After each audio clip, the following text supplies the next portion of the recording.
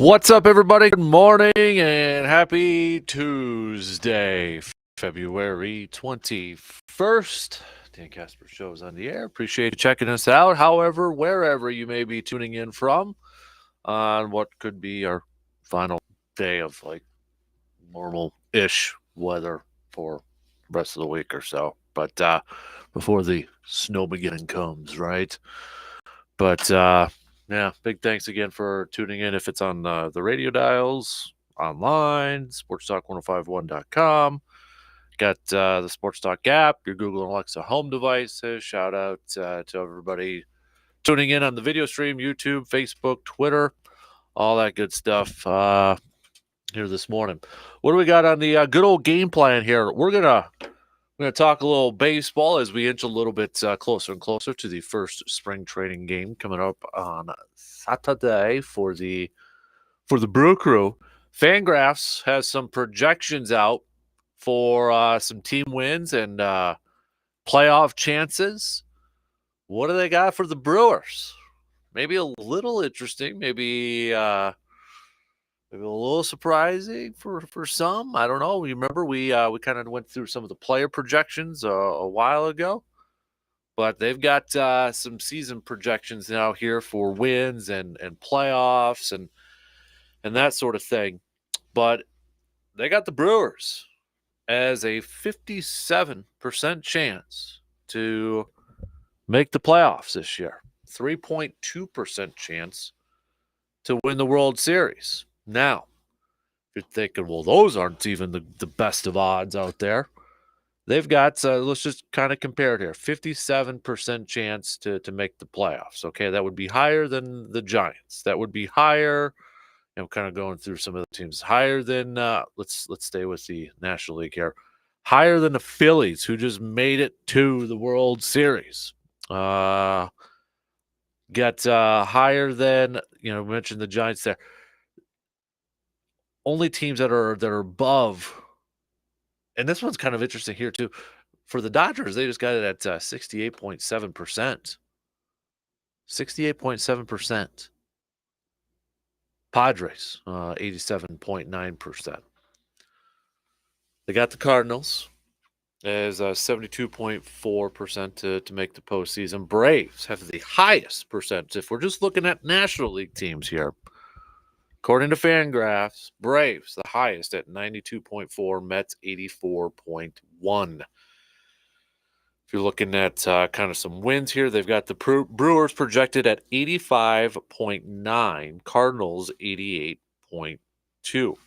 So, if we're looking at World Series odds too, Braves, the highest all across Major League Baseball, 14.6%, Mets 9.1, Cardinals 5.1, Brewers 3.2. We got the Padres at 11.9, Dodgers at 5.1. So based off of just National League, 1, 2, 3, 4. So Brewers would have about the sixth, is it? Sixth best odds in the National League to win the series. I shouldn't say odds, best percentage points based off Fangraphs to win the World Series. If we add the AL, they've got the Astros at a 9.9. According again to these, Brewers would have better odds than all the teams in the AL Central, including the Guardians and Twins and White Sox. AL East, 10.5%, 10.5% for the Yankees, 6.1% for the Rays, Blue Jays, 5.6. So 3, 4, 5, 6, 7, 8, 9. So according to Fangraphs, about, was it 10%? The 10, number 10 in terms of percent chance to win the World Series.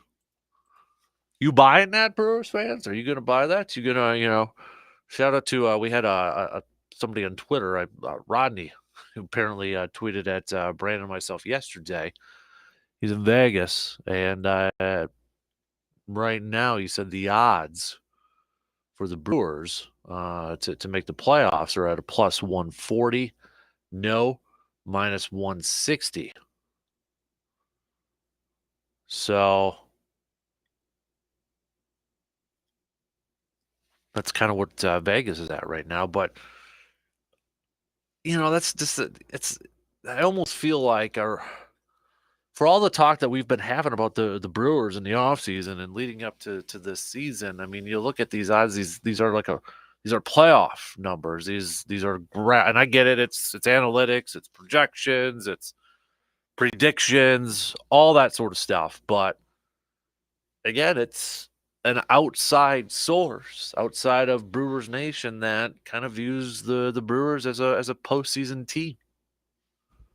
So, do you think we're being a little hard on the Brewers because we are um, fans of the Brewers? You know what I mean? Like, are we being a little hard on them? I mean, when you say the top 10 in terms of Fangraphs percentage to win the World Series, or do you think eh, still question marks surrounding this team? But I still think that they're a postseason contending team out there. So I want to talk a little bit about the Brewers as we inch a little bit closer. We did hear from Christian Yelich yesterday. He chatted a little bit with the media. Remember, he's kind of got a new swing going on.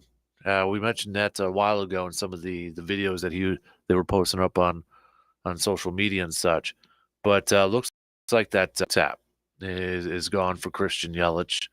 So whether that will make a huge difference, whether that'll help, but um, we'll kind of see once the season starts and such. But we'll hear from Yelly talking about this offseason and looking ahead to this upcoming season for the Brewers. Yesterday was kind of a big day for the Packers in terms of voided contracts. Now, we've talked about these voided years. We've kind of explained it, but just as a really quick refresher, remember it started during the COVID year or right after COVID when salary caps went down, and you saw a lot of teams that were really, salary cap stretched and teams that maybe still viewed themselves as contenders. So, they don't want to shed a whole lot of salary, lose a lot of players. So you really saw an increase just a couple of years ago with voided years. Teams adding voided years to players' contracts, and the Packers were one of them. So essentially, what you're doing is you're spreading out the cap hit. It's not years that the player is under contract, but you're adding years, voided years, dummy years to the contract to spread out that cap hit. Well, yesterday for the Packers was, I guess we can call it void day, or yesterday was the day where those voided contracts was going to kind of expire, I guess, or start up. So the Packers, if they wanted to, with some of these players, if they wanted to lower those cap hits for that dead money on those voided years, they could re-sign some of these players. The big one out there would be like Adrian Amos. Okay, so Adrian Amos has the biggest voided years, the biggest dead cap based off these voided years. You're talking $7.95 million. So they could have lowered that hit, lowered those cap hits from those void years if they would have agreed to a new contract before yesterday, before the end of the day yesterday. They could extend that contract before it voids and reduce the cap charge in 2023. But that didn't happen. So all those void years move on up into dead cap space. And right now, Green Bay is looking at a $16.4 million dead cap hit as of right now. Adrian Amos, the biggest one, 7.95. Dean Lowry, 3. Jaron Reed, 1.5. Randall Cobb, 1.4. Mercedes Lewis, 1.05. Mason Crosby, a little over $1 million. Robert Tonyan, 500,000. Now, that doesn't necessarily mean that none of those players will be back. Because last year, Devondre Campbell and Robert Tonyan also had some dead cap money associated with their void years. And we know those guys re-signed and played for the Packers last year. But you kind of have to wonder. I keep going to the Adrian Amos one with the $7.95 million dead cap, unless something happened yesterday and we just did what's not reported. We don't know yet or anything like that. But you kind of have to wonder if Adrian Amos is gone, if he's not going to be coming back to Green Bay. And when you look at it, it's like $16.4 million in dead cap space. And it's about 7% of the salary. But I was looking at, according to Spot Track, I was looking at Green Bay's dead cap hit in 2022. You're talking $30.7 million in dead cap hit. So that was last year.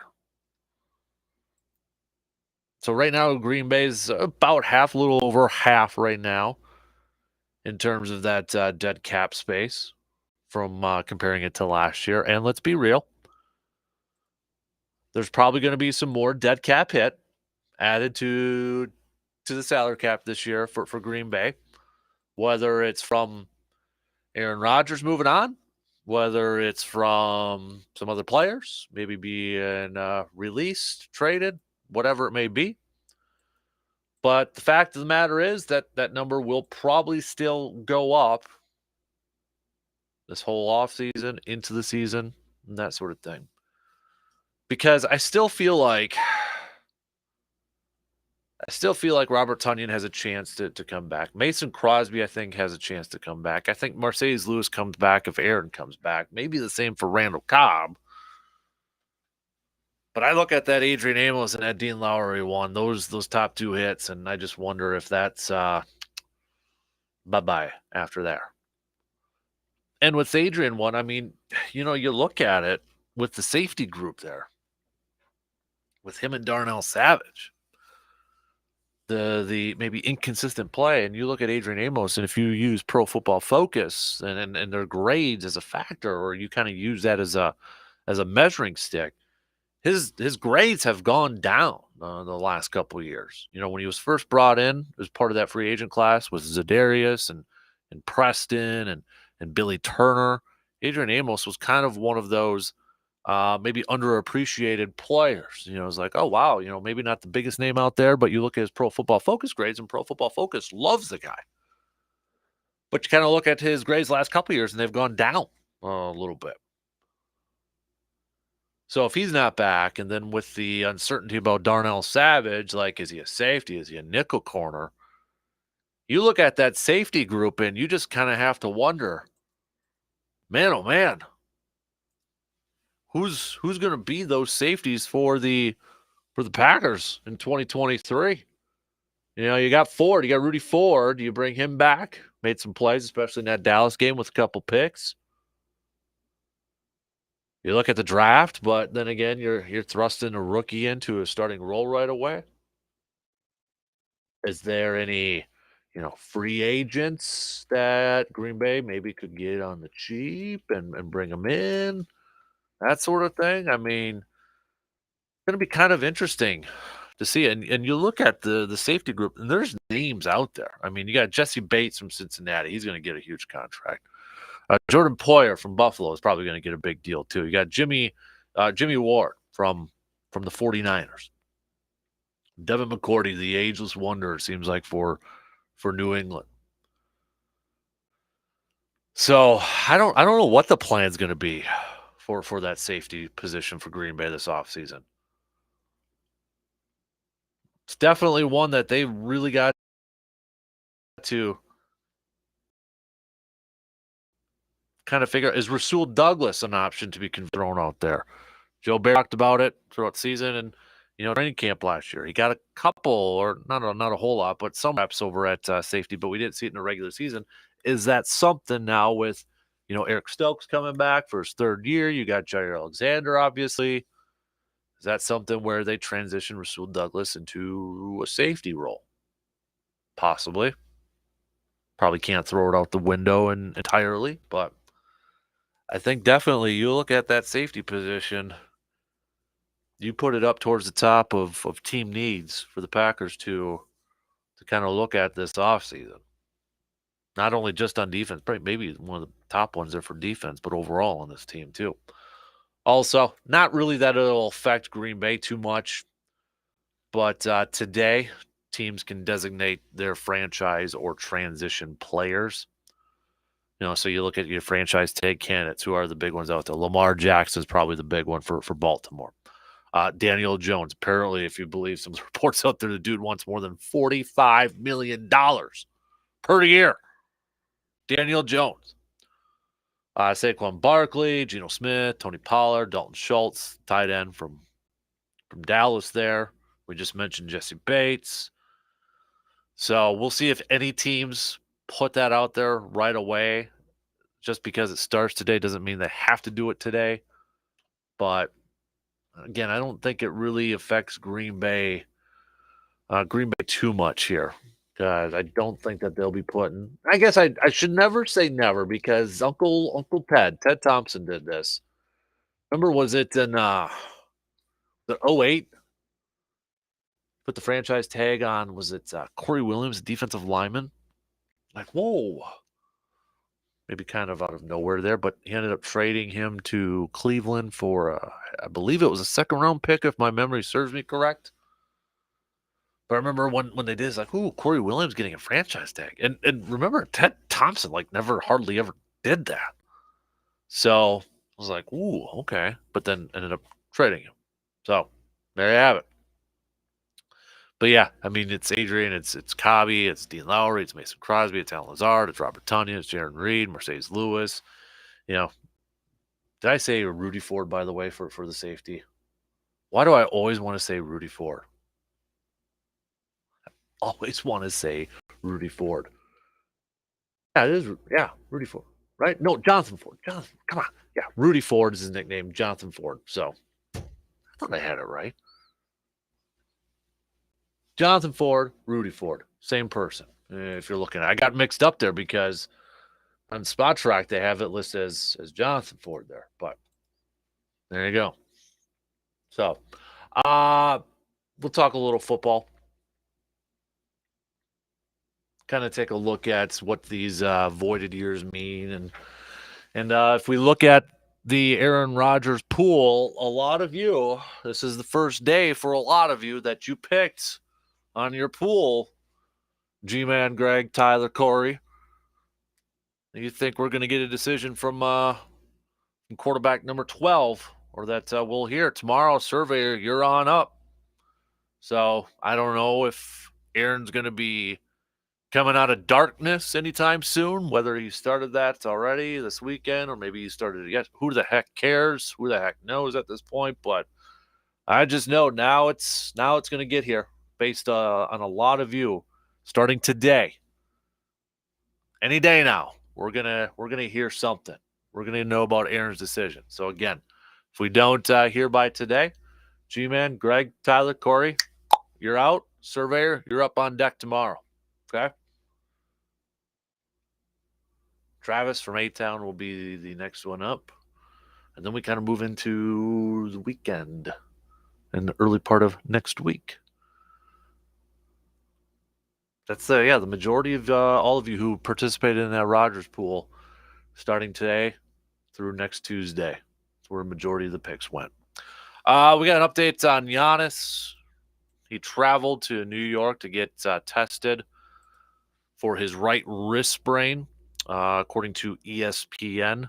ESPN's Adrian Wojnarowski, that he suffered a sprained ligament in his right wrist, and he will undergo treatment with the expectation that he will be able to return to the lineup once the pain subsides. So kind of very a blanket, open-ended report.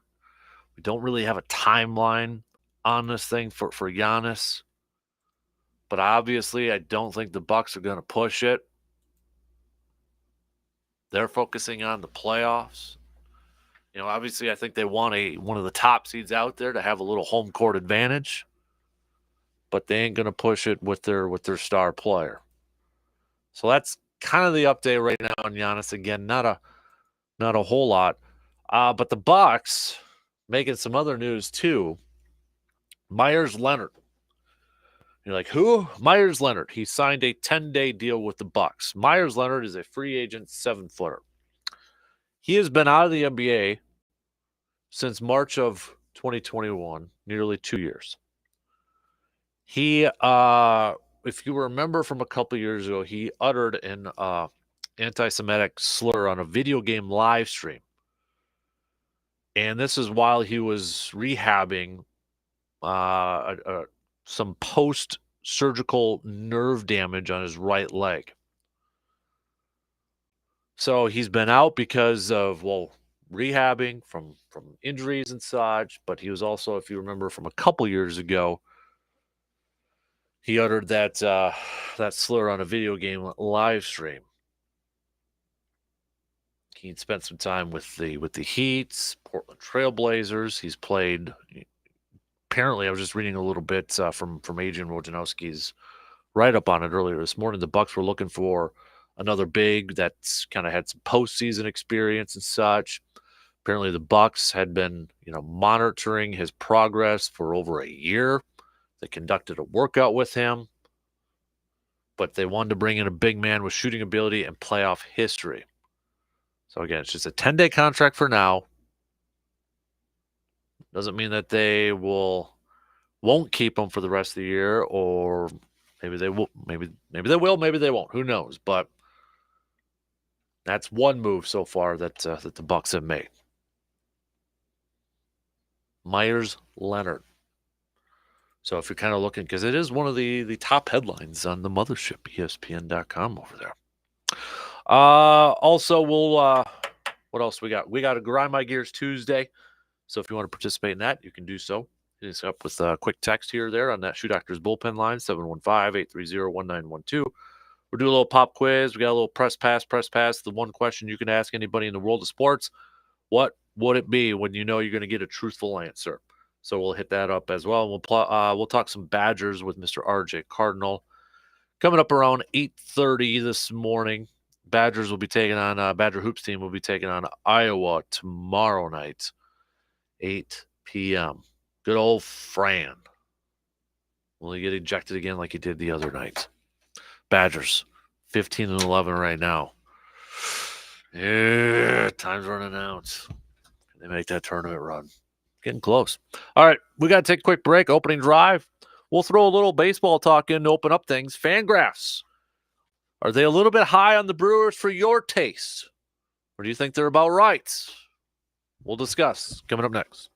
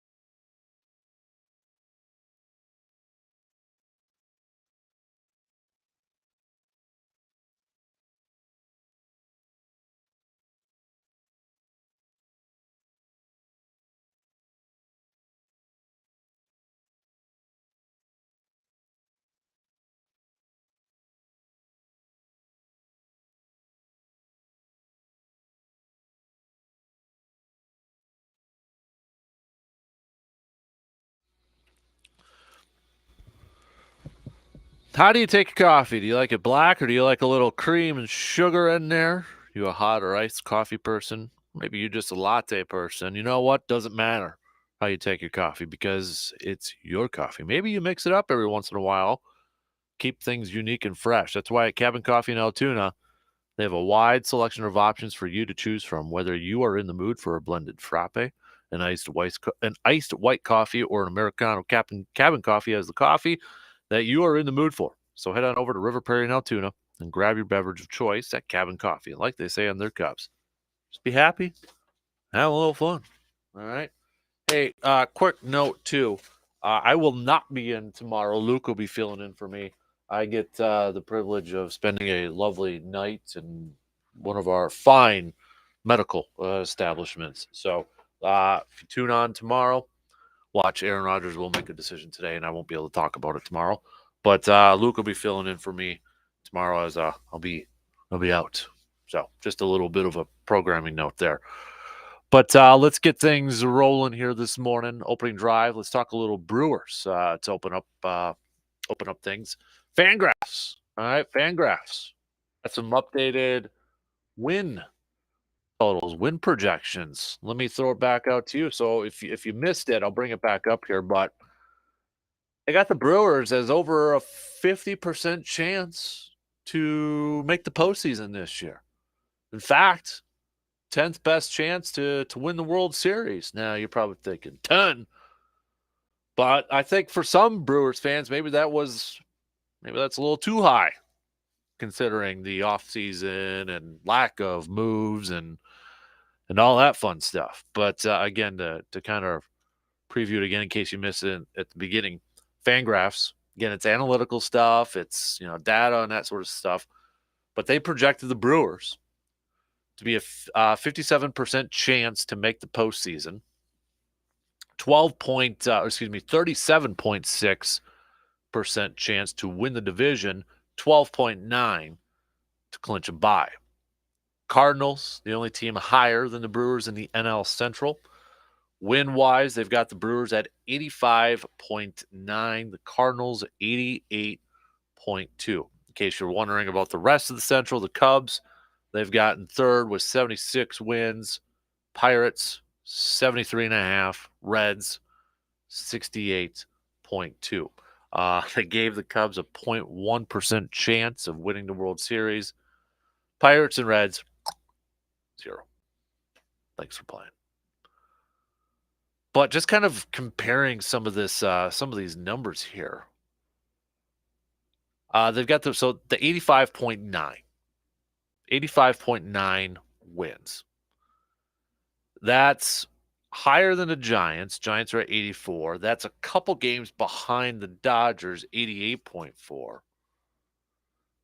And it's less than a game from the Phillies, who just went to the World Series last year. But again, according to Fangraphs, they've got the Brewers as a slightly higher chance to make the postseason based off their percentage points. I think what a lot of this has to do with, though, is you look at the NL East and you look at the NL West. I think we would all agree those divisions are probably a little bit deeper, a little bit better than the NL Central. So, you've got the Braves, you've got the Mets, you've got the Phillies kind of beating up on each other a little bit. The NL West, you've got the Padres and you got the Dodgers, throwing the Giants there, beating up on each other a little bit there. So when you see some of these numbers, I think, obviously that factors into it here a little bit. Do the Brewers have the advantage of playing in the NL Central this year? Absolutely they do. No question about it. They play in the weakest National League division. So I think that's what helps a lot of these numbers factoring into it, and perhaps helps their chances of making the postseason this year. Doesn't necessarily mean, we said, hey, 10th best chance or something like that. Does that necessarily mean that they're going to be one of the better teams? Is that what they're projecting? Probably not. I mean, even when you want to look at, if you want to go into the AL here, American League, Yankees, Rays, Blue Jays. 89.9, 87.1, 86.7 wins. Orioles, who were pretty close last year, they're just going 75.7 wins here. But I think you look at both Centrals, AL and NL. Probably not the best divisions out there. I mean, the AL Central, you can make the case, hey, they may not have a top flight team or a couple of top flight, teams in their division.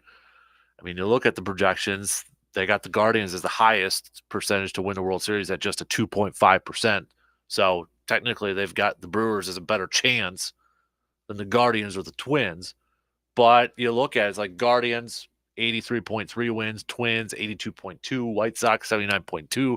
Heck, even the Royals, 72.3, and the Tigers at 70.5.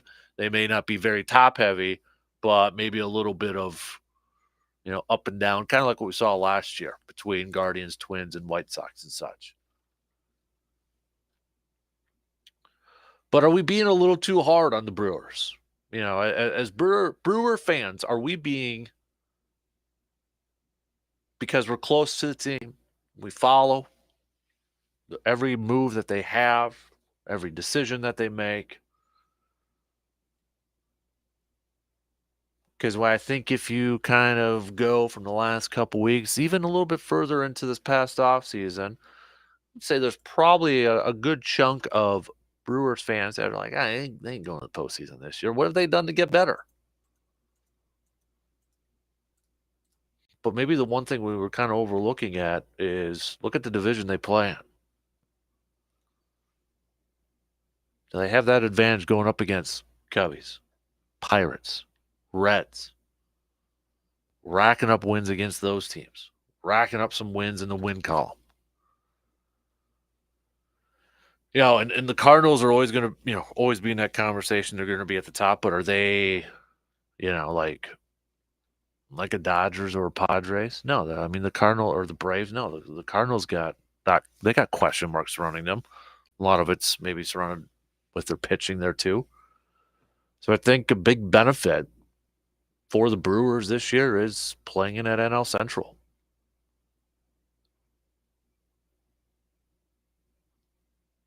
So I can see it. I get why some of these projections are the way they are. Strength of schedule.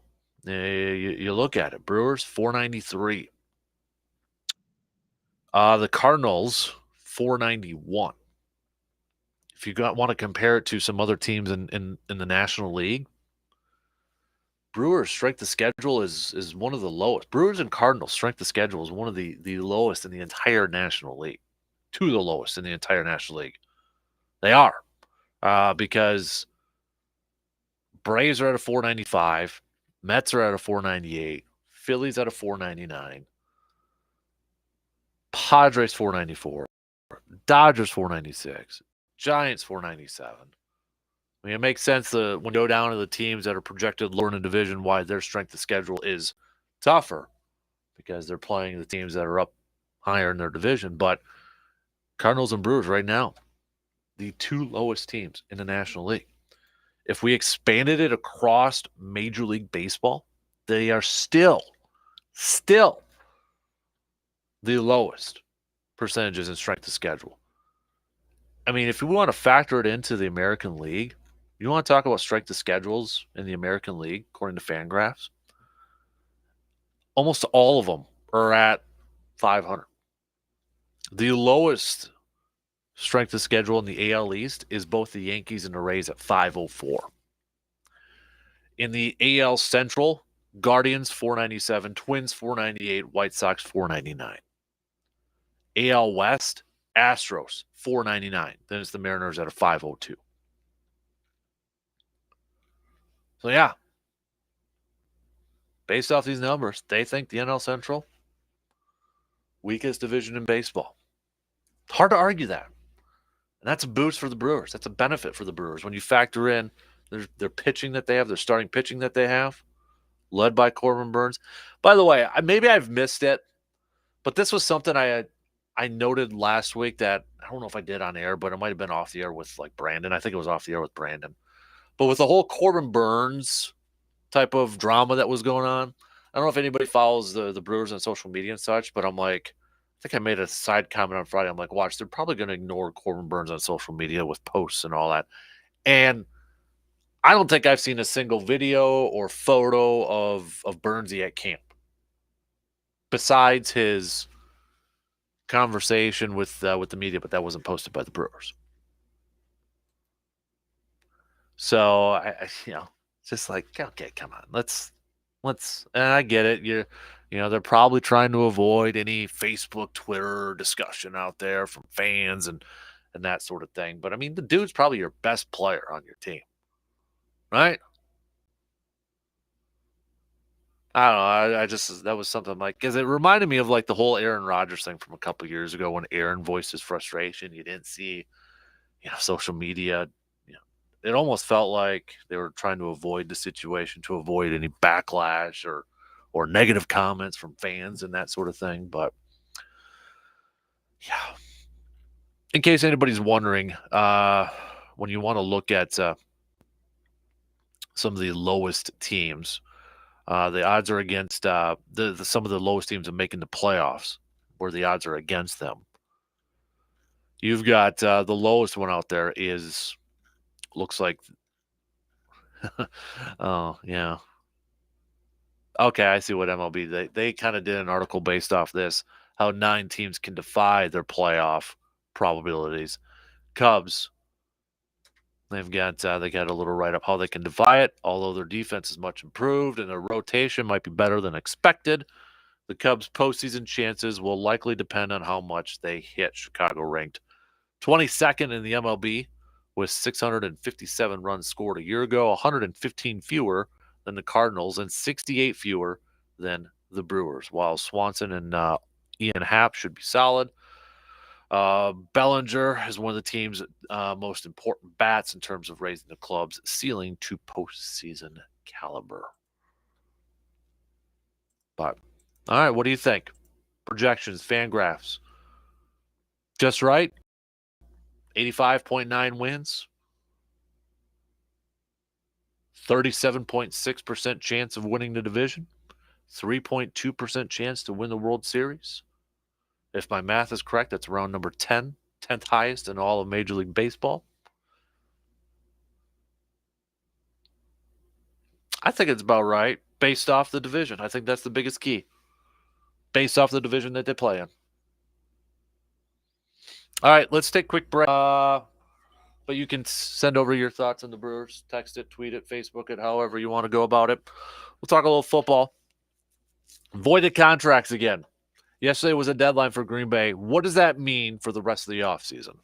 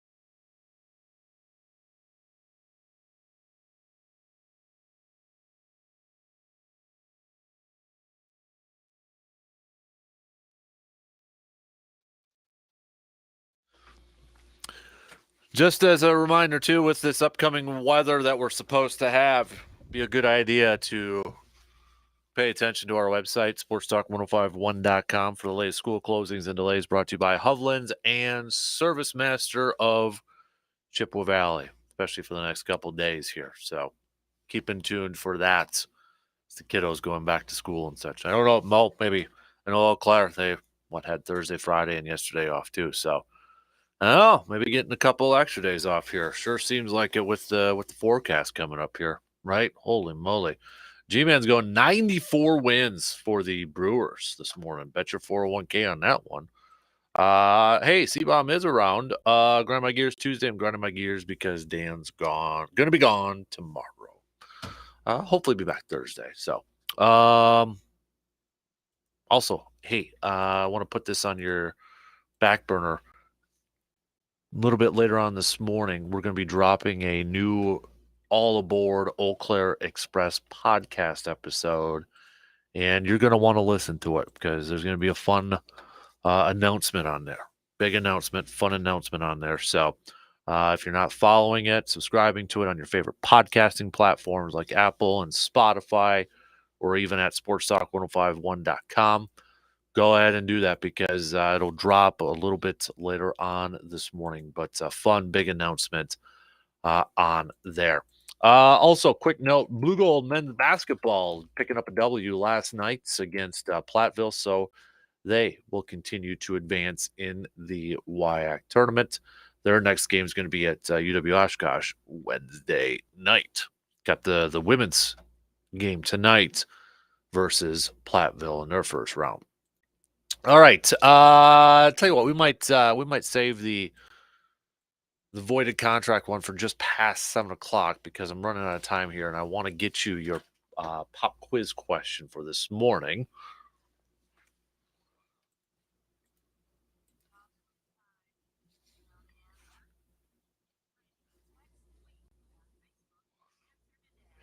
All right, so we are going to talk a little Badgers with RJ Cardinal around 8:25, 8:30 this morning. And we know with this hoops team, it's going to be tight if they're even going to make the tournament. So 2018 was the last time the Badgers didn't make the tournament. Remember, they finished, was it 15-19? But what they had that streak of 19 straight appearances. When was their last time besides 2018 that the Badger men's basketball team didn't make the NCAA tournament? So besides 2018, what was the other season? What was the other year that the Badger men's basketball team didn't make the NCAA tournament? Think about it. Try not to look it up. Let's have some fun guesses out there. Text your answers. Tweet it. Facebook it. We'll get it. We'll get the answer just past the 7:00 hour here this morning. Okay. But could the Badgers add another year to that number? And I think there's another little nugget attached to this that I want to hit up just past. After we'll give you the answer after our sports nuggets of the day, just past 7:00. But I think there's another little nugget attached to this that's kind of gets overlooked maybe by some, or maybe kind of swept under the rug, or it's like, oh wow, really? When you think about it that way, it's like, ooh. But kind of a fun little nugget there. Okay. So we will hit up the Packers voided contracts. What does that mean for the rest of the offseason, if anything, for the Packers? We went through those numbers. Adrian Amos, the big one, with a 7.95. Dean Lowry with a 3. Jaron Reed with about a 1.5 if we're rounding up. Randall Cobb, 1.4. Mercedes Lewis, 1.05. Mason Crosby, a little over 1 million. Robert Tunyon, 500,000. Yesterday was void day, if you kind of want to phrase it that way. So we'll explain it again, what that means and what that potentially means for the rest of the offseason for the green and gold. We'll hit that up shortly after our sports nuggets of the day. But today's the day. G-Man thinks that we're also going to hear from Aaron about a decision. We'll see. G-Man's got that day. Greg, Tyler, Corey, also picking today. Surveyor, you're up tomorrow. So you better hope that that's going to continue, or at least get up here very, very soon here. All right, we got a couple minutes left. Good morning, Morgan. Nice blue gold gear today. Thanks. I'm going to suit you up. You look like a college kid. If you were going down to campus to play any sport, where would you play for the blue golds right now? What sport I would play? What sport would you suit up for? What What do you feel your skills are best at right now? Well, I mean, right now, nothing. But don't sell yourself short. No, it literally is nothing. Shake the rust off. Probably basketball. Yeah. Would you? Yep. Here's a little known fact. We're following some weather right now over at WEAU 13. We have Mike D'Andrea, the meteorologist. He's pretty busy with weather. Mm-hmm. Turns out his least skilled sport is basketball. Said he used to play pickup with his buddies in Bismarck, and they stopped picking him up for the team. Like wide open, ball's not going to D'Andrea kind of thing. So that's not his sport at all. Yeah, that'd probably be that one I'd go with, just because I don't want to take a hit in football. So. Well, when it comes to working hard, then obviously basketball is where most of the hustles. I have a new list, though, of cities, hardest working cities. This is according to a new Wallet Hub survey. If you had to look around the Union, we're talking big cities, not like Eau Claire, where obviously everybody's in the hustle. But if you're looking across the Union, big cities, hardest working, what do you first think of? Like, what first comes to mind? Pittsburgh. Right? The steel industry. Like, you kind of think that's the same thing I thought. Like, kind of gritty, collar, dirty, hardworking, long hours, low complaints, that kind of thing. Yep. Yeah, you'd be wrong. In fact, one of the last places that I would have associated with, it's West Coast. Take a stab at it. West Coast? San hardest Francisco? working. Yeah. Ooh. San Francisco. Do you think it has to do with what? Rice-A-Roni? Yeah, it's the San Francisco treat. Mm-hmm. Is that maybe to do with like the big like tech industry and stuff? But still, that Silicon Valley or whatever. I don't think hardworking necessarily was San Francisco. I think more like, dude. Yeah. No, I would not have picked San Francisco. Second to that Anchorage, like Alaska, though. Well, what else they got to do up there? Work hard. Well, here's the thing. I don't even like seafood, but I watched Deadliest Catch long enough to know, like, I don't like crab that much. Mm-hmm. You're looking to lose a thumb and live with it on the boat or puke over the edge. Those conditions, like crab's not that good. Someone else can have it. Yeah. That's a pretty wicked job. Irving, Texas, also on that list, rounding out the top 5 hardest working cities. Virginia Beach, Virginia, and this is laugh, Washington, D.C., which a lot of people would probably say, really? Define work, right? Yeah, no kidding, right? What a hot air. Well, I know the Cowboy Stadium used to be in Irving, Texas, but not anymore. Really? So, yeah. Well, we're not last on the list. You want to know who's bringing up the very bottom of the hardworking cities? Tell me somebody in Minnesota. Okay, second then. Okay. Burlington, Vermont. Okay. But I think we can alternately suggest that Minnesota makes some of the list. Yes. Okay. Sorry. All right. Thanks, Morgs. Anytime, Kasper. We got 1 hour in. We're going to do some sports nuggets of the day and your pop quiz trivia.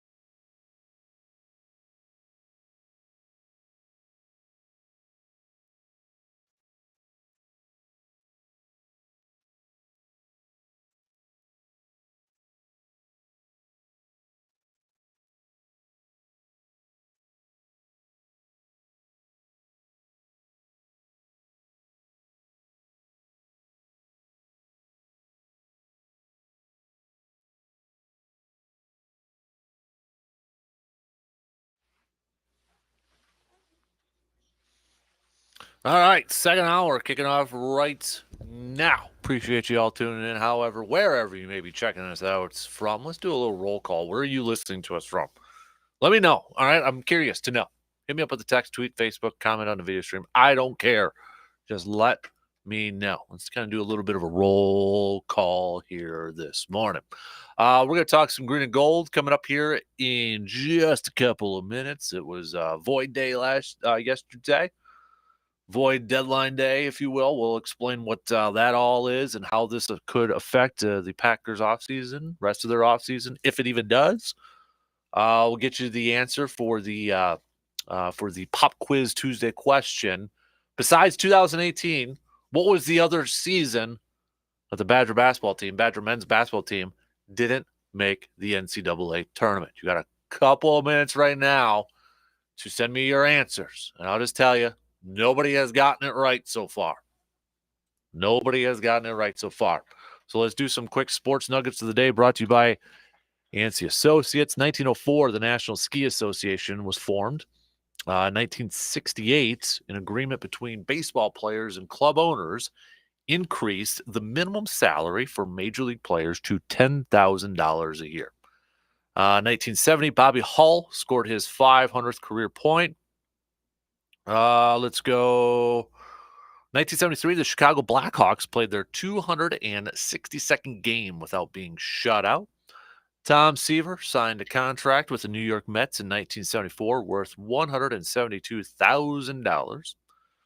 Raleigh Fingers in 1986 refused to shave off that iconic mustache of his to comply with the policy of the Cincinnati Reds. And let's go. Is that about it? I think that's about it. Yeah, those are just some of your sports nuggets of the day, brought to you by Yancey Associates. All right, so what is the correct answer? What is the correct answer? It is the 97-98 season. Quite a few people picked 99 and 2000. Well, remember, though, too, it was that was 99-2000 was also the Final Four year for Dick Bennett when he brought that team to the Final Four. But the side note here is that, so, under the Dick Bennett era from 95 to 2000, 2001, remember 2000, 2001, it was Dick Bennett and Brad Soderberg. Dick Bennett, they didn't make the tournament in his first year. They were in the NIT. Then 97, 98, they didn't make it. But then Bo Ryan came in. Bo Ryan never missed a dang tournament. Never missed a dang tournament. Bo Ryan, from 2001 to 2015, 16. Again, 15, 16 was Bo and Greg Gard. Never missed a single tournament. Greg Gard obviously missed, his Badger team missed that tournament in the 2017-2018 season. And then 2019-2020, there was no postseason held, COVID and such. But could the Badgers add another year on here where they could miss the tournament? But that just, maybe kind of puts in perspective again just how dang solid Bo Ryan's teams were at Wisconsin. Just how dang solid. Never missed a tournament. Never. Man. All right. So thank you to everybody who answered. I haven't checked the texting line. If we got any right on there, I kind of minimized it, so I'll check it a little bit later on here. But big thanks, everybody, for doing a little pop quiz mind rolling here on a Tuesday morning. Let's talk a little green and gold. So yesterday was kind of a day on the Packers calendar, if you will. But voided years. I know we've explained this before, but just kind of a quick refresher here. Void years. We saw this spike up in the last couple of years here as teams tried to combat the COVID year of that lower salary cap. Remember, the teams played, then they had to have a lower salary cap because, no ticket revenues and such. So for teams to kind of combat that and maybe not have to cut a lot of players and still try to stay competitive, they added void years to contracts. The Saints were the big one to first start it. Packers jumped on that as well. So void years. What exactly are void years? Void years are like dummy years added to a player's contract. They're not years that a player is going to, they're under contract for that team, so they're not playing.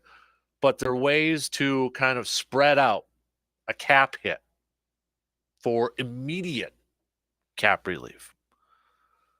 Now, teams could, they could re-sign these players that have void years if their contract's set to expire. So, like the example is Adrian Amos we've been using.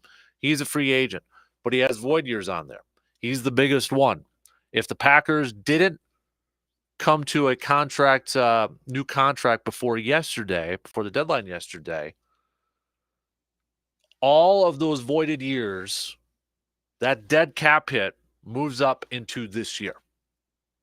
So he's got the biggest, 7.95. Now, the Packers, if they wanted to, there was a scenario where the Packers could extend a contract before it voids and reduce that cap charge in 2023.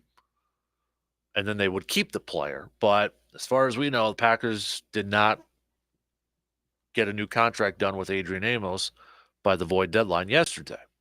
So that means with his remaining void years on that contract, all that moves up into this year's cap. Make sense? Kind of makes sense. I know NFL salary caps can be a little confusing out there.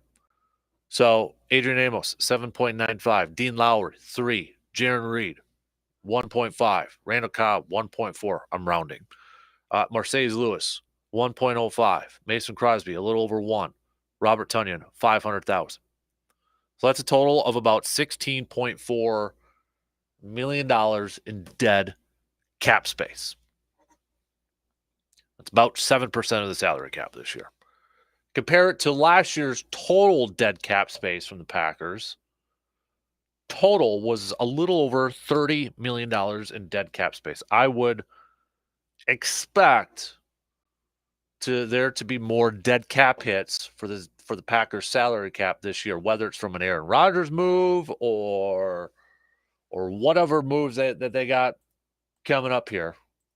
There's probably going to be a little bit more. Now, that's not to say that these players I just listed with voided contracts aren't coming back.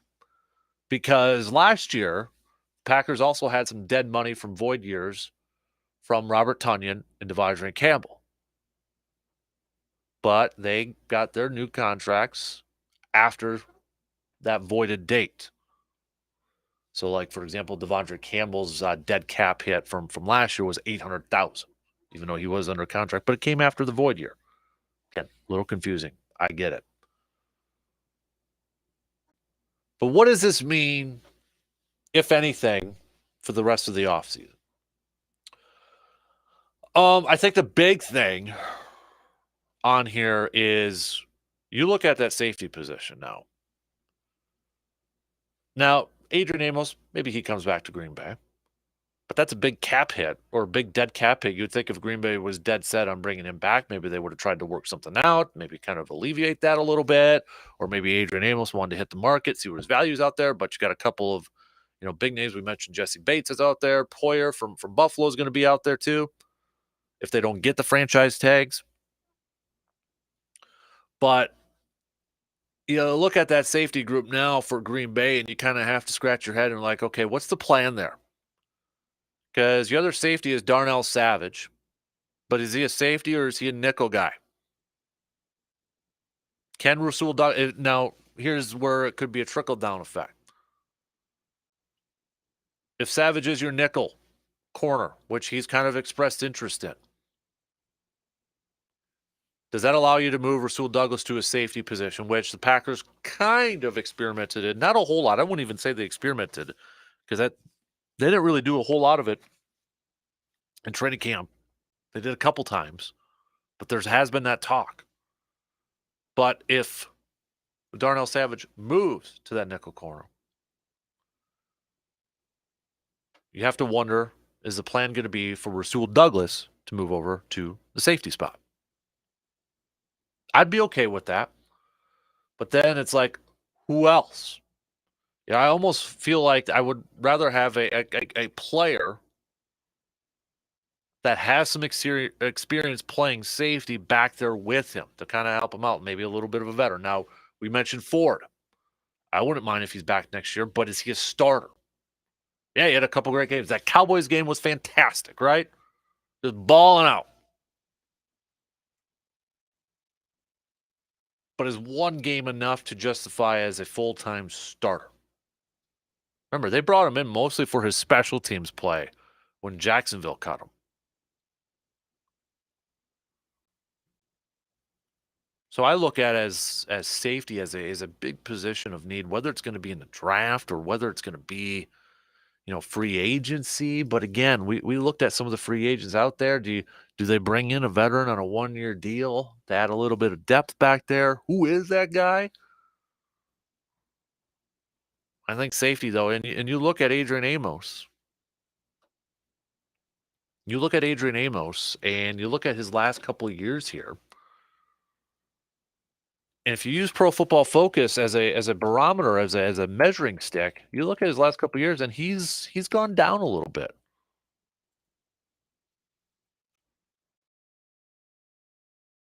And when he was first signed by the Packers, a part of that group was Darius Smith and Preston Smith and Billy Turner. He was one of those guys like, oh, okay, coming over from Chicago. Not the biggest name out there, but Pro Football Focus loves him. You look at his grades, he was up there. But the last couple of years, Pro Football Focus hasn't loved him. They haven't loved him. So what should Green Bay do with that safety position? Do you move Rasul Douglas over there? If you do, you're converting a corner back there. Do you want to bring in a veteran then on a 1-year deal to kind of maybe help teach it a little bit? Then maybe you're still drafting a safety back there. They got to figure that out. They ain't going to have a whole lot of money to spend in free agency. But safety is a position that they have got to figure out. And they have got to get better production out of that position this year. Consistent production. Definitely more consistent than what they had this past year. Savage, I think, has been a disappointment for some. Is he better suited for that nickel corner? Let's see it. Let's see it. Maybe it's as simple as Douglas is going to be better at safety and Savage will be better at that nickel corner. We'll take a quick phone call here this morning, but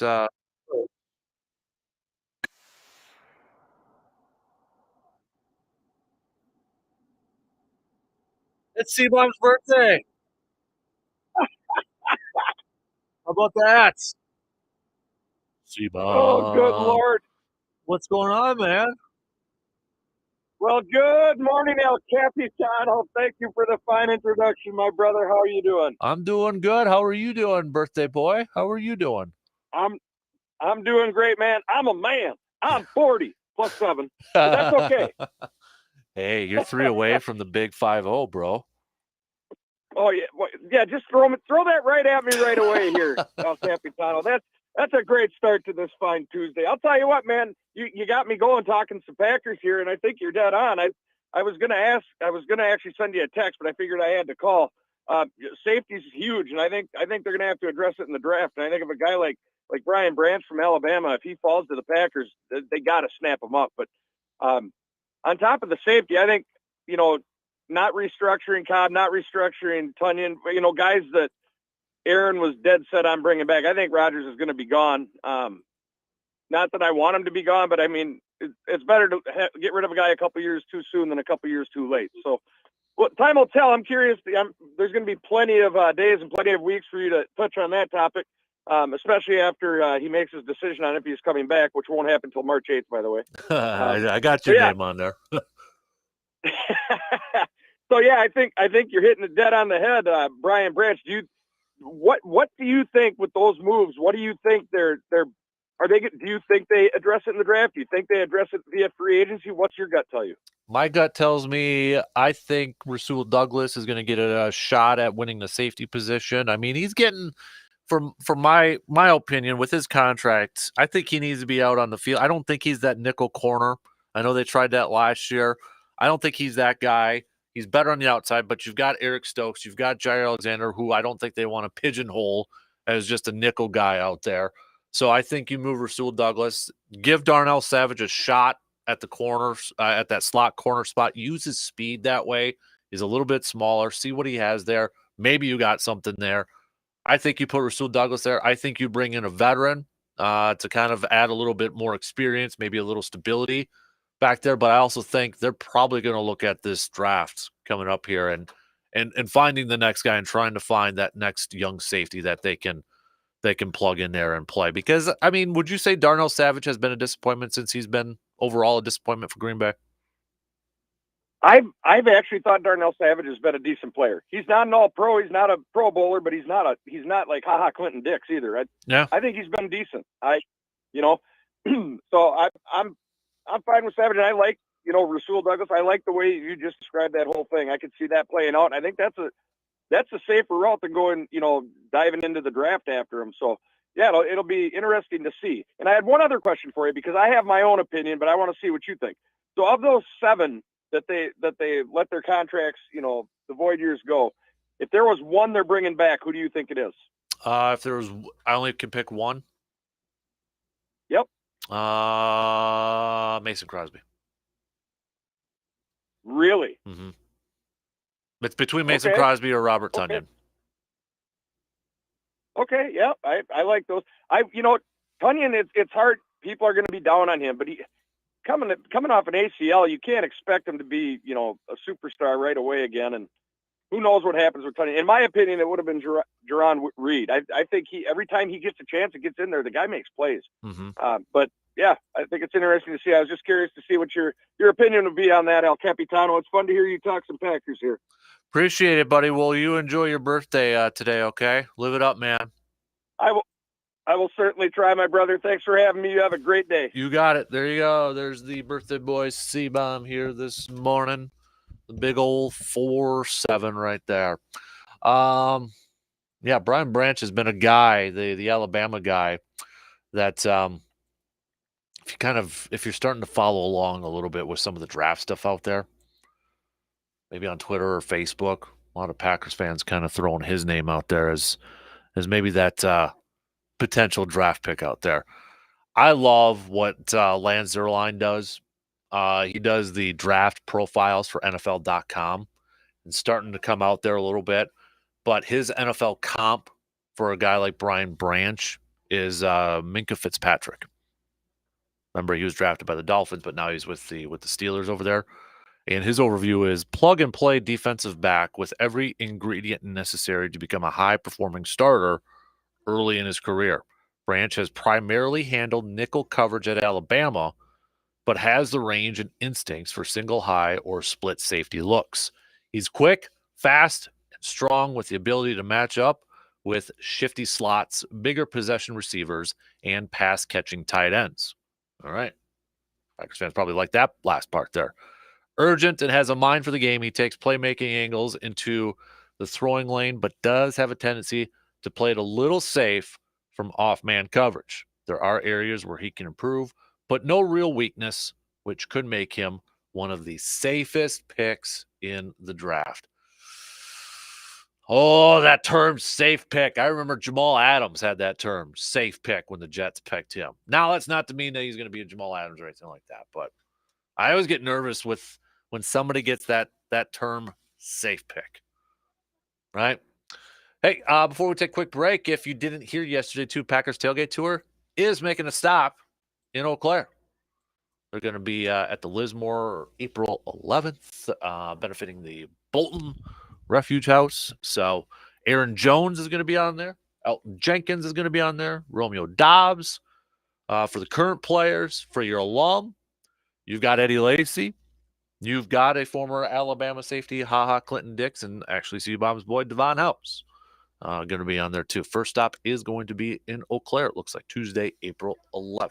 So, all right, let's take a quick break here, and we'll talk with Joe DeGuano coming up in just a little bit.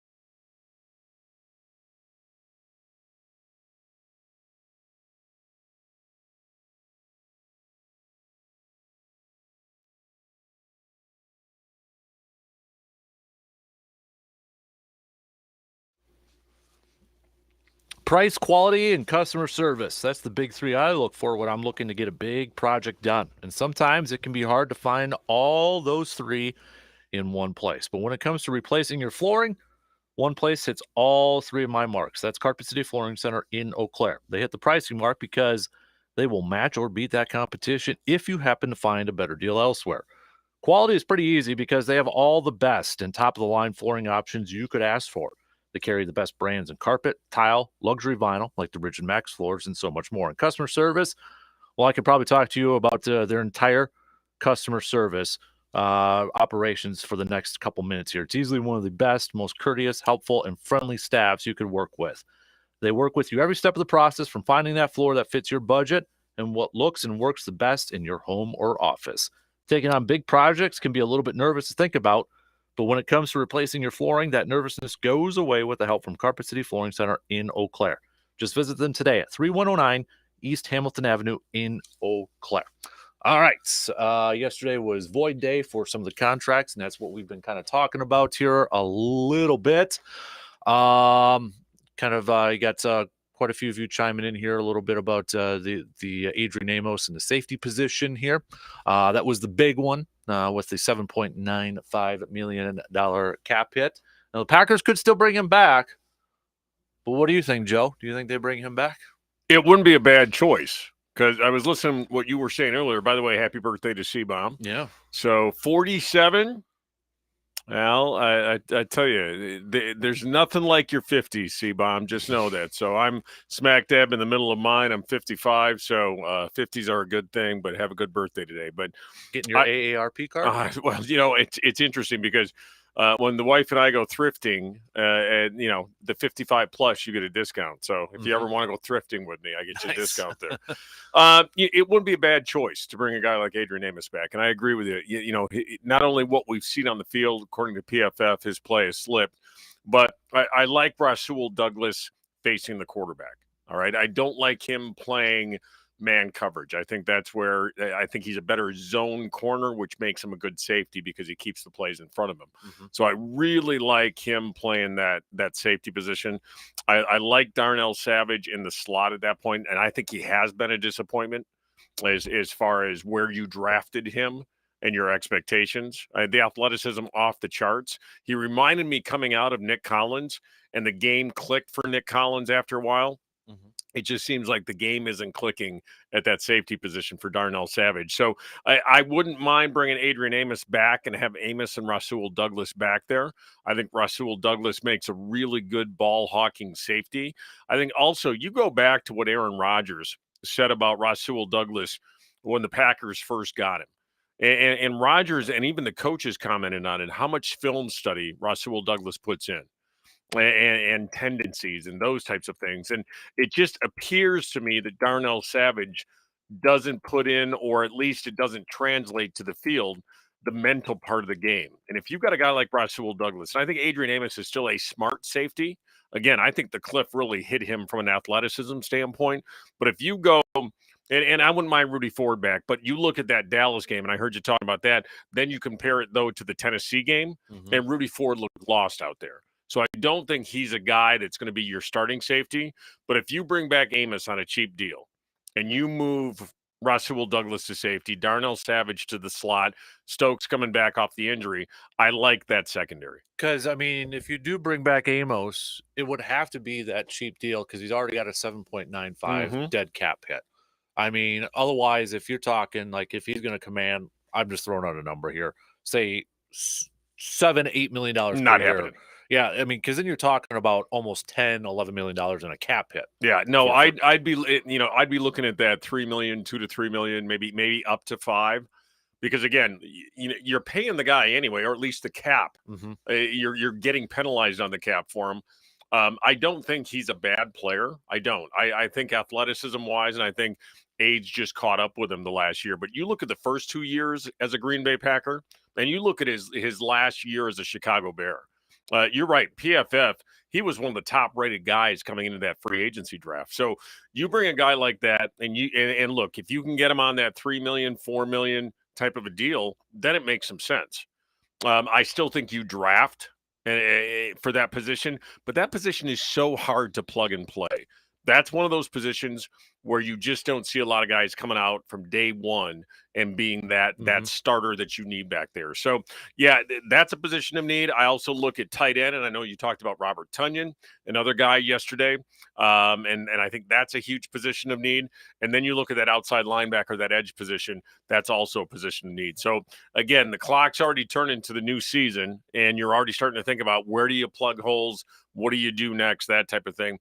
The Aaron Jones deal did give them a little bit of breathing room, but I heard you talk earlier this morning. They're still not going to have a lot of room to play with to go excessive like Goody did that first year, where he went with Za'Darius, he went with Preston, Billy Turner, Adrian Amos, and so. Yeah, I think a plug and play guy bringing Amos back makes sense. I think you draft for that position as well. Yeah, it's about a $16.4 million dead cap hit. Something that caught me off guard.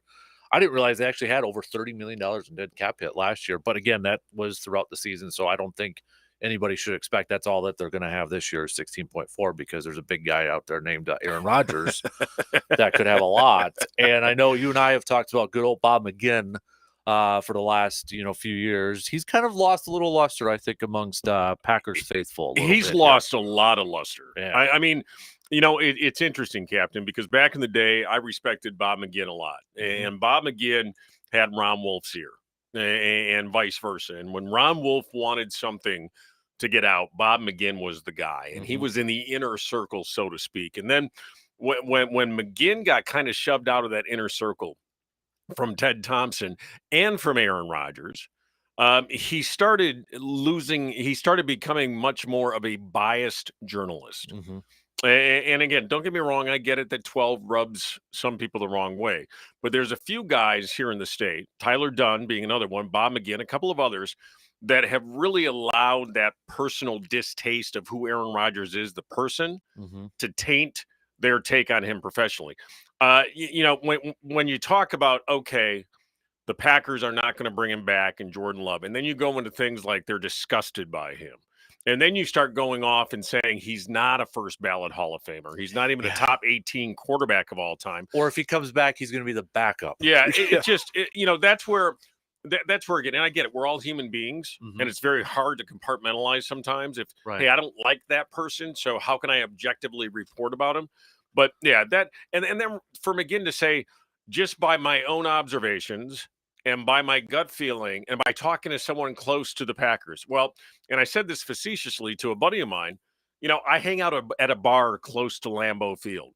So the bartender there is close to the Packers. So I can basically get his take on it too, which makes about as much sense as McGinn's article. So I put nothing in that article. And I think, again, it's sad because I used to love McGinn back in the 90s. And this is a guy, 30 years of Packer coverage, Ron Wolf's trusted confidant, and he's just lost that objectivity. Yeah, I mean, I know, even like our good friend Peter King has mentioned him quite a few times, as a guy that he talks about, Packers. But you're right. I mean, he even made, I know and I don't want to make a Bob McGinn, criticizing show here this morning, but, a few years ago, he was very critical about the blog sphere. And look where it is now, a few years later. Right. He's writing a blog himself. What? I compared him very favorably. Did you ever watch The Muppets? Yeah. McGinn has become one of the old guys up in the balcony just complaining. I mean, that's what he's become right now. He's just become crotchety, and he's yelling things down at poor Kermit the Frog. And it's just, it makes no sense what he said. Yeah. Yeah. And I know, because what was it, a couple of years ago, that Packers wouldn't even give him a media credential. I don't even think he's credentialed or anything like that. Yeah, anymore, he's bitter. So, yeah. There's no question he is bitter towards Rodgers.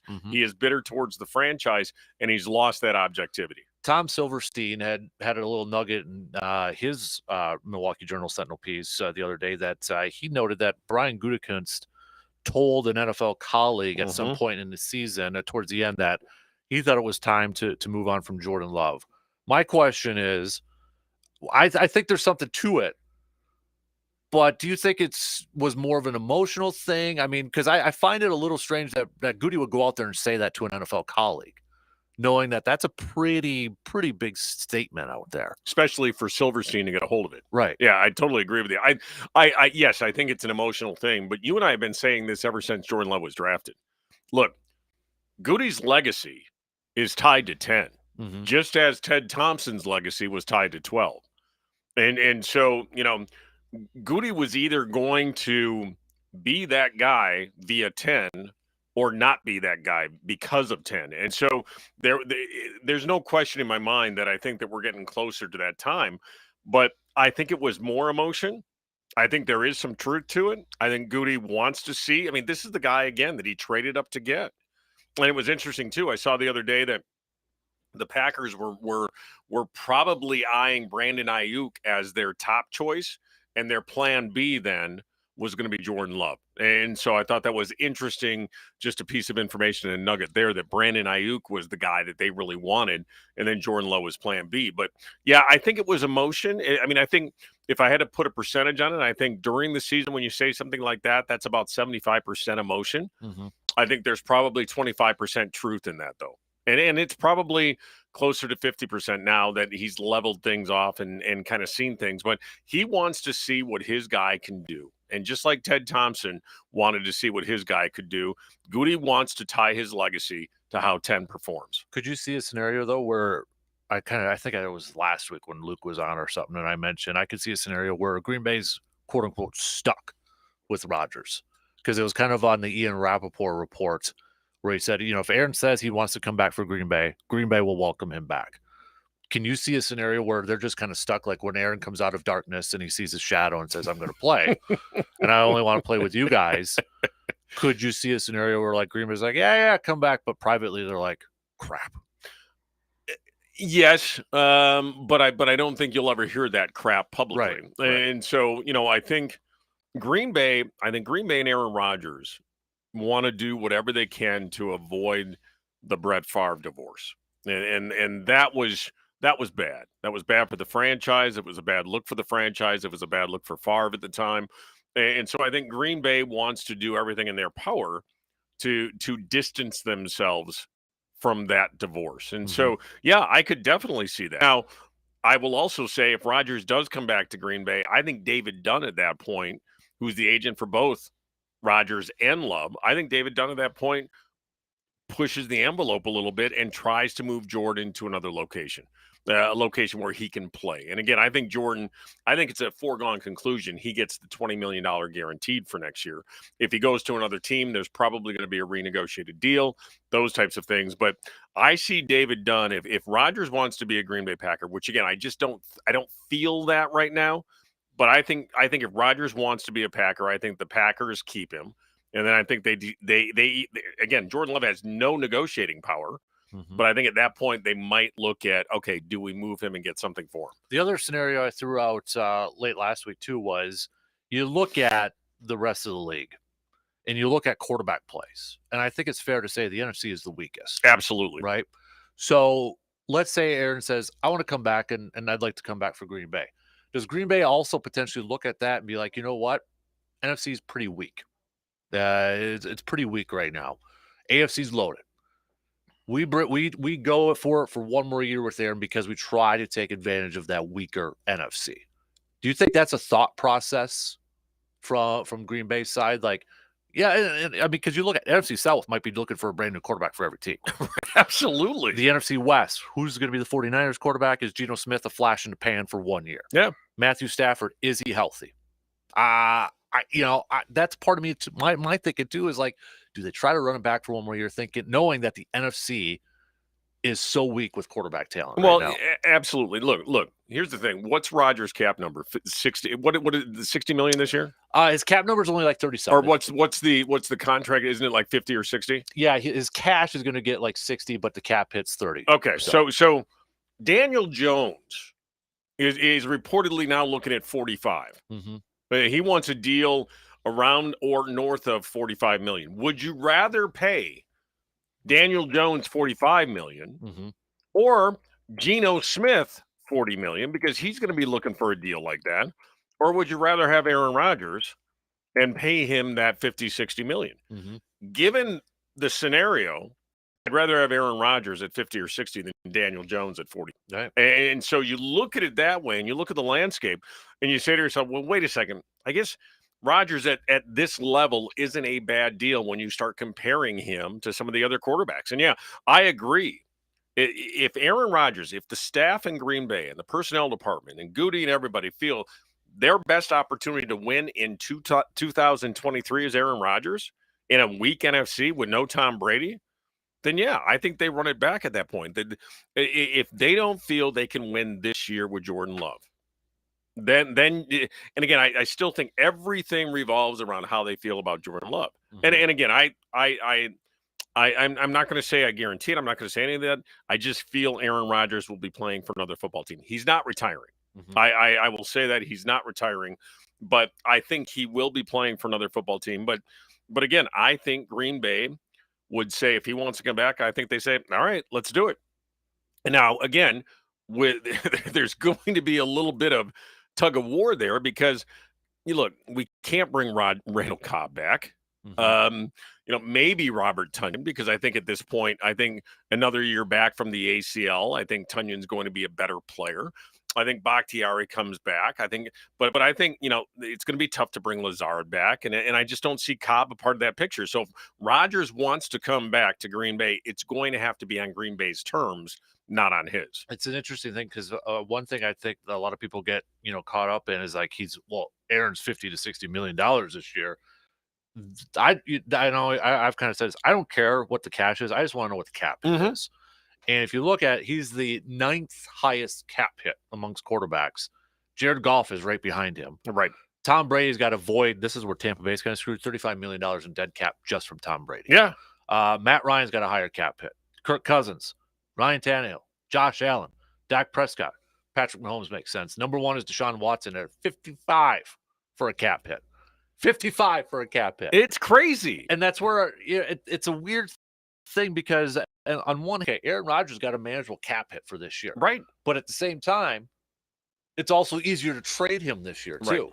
Right. So which one wins out is the fascinating part. And again, I think no one expected Green Bay to be 8-9 last year. And no one expected Aaron Rodgers to fall off the cliff. And, this is another thing McGinn talked about is that he came in out of shape and, et cetera, et cetera, et cetera. And, look, I can't speak to the shape that Aaron Rodgers was in. Did he have an off year according to, Aaron Rodgers standards?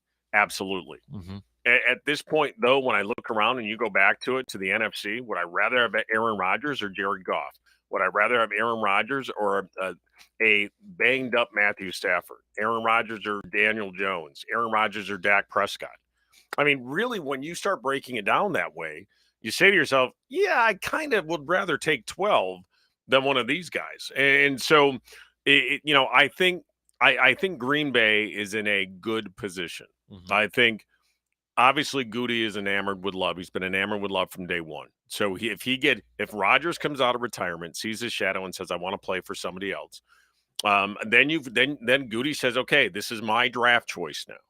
If Rodgers comes out again, will I take 30 touchdowns and 8 interceptions and a 63% quarterback type of a completion percentage? Yeah. And are you probably going to get something around that range with Aaron Rodgers?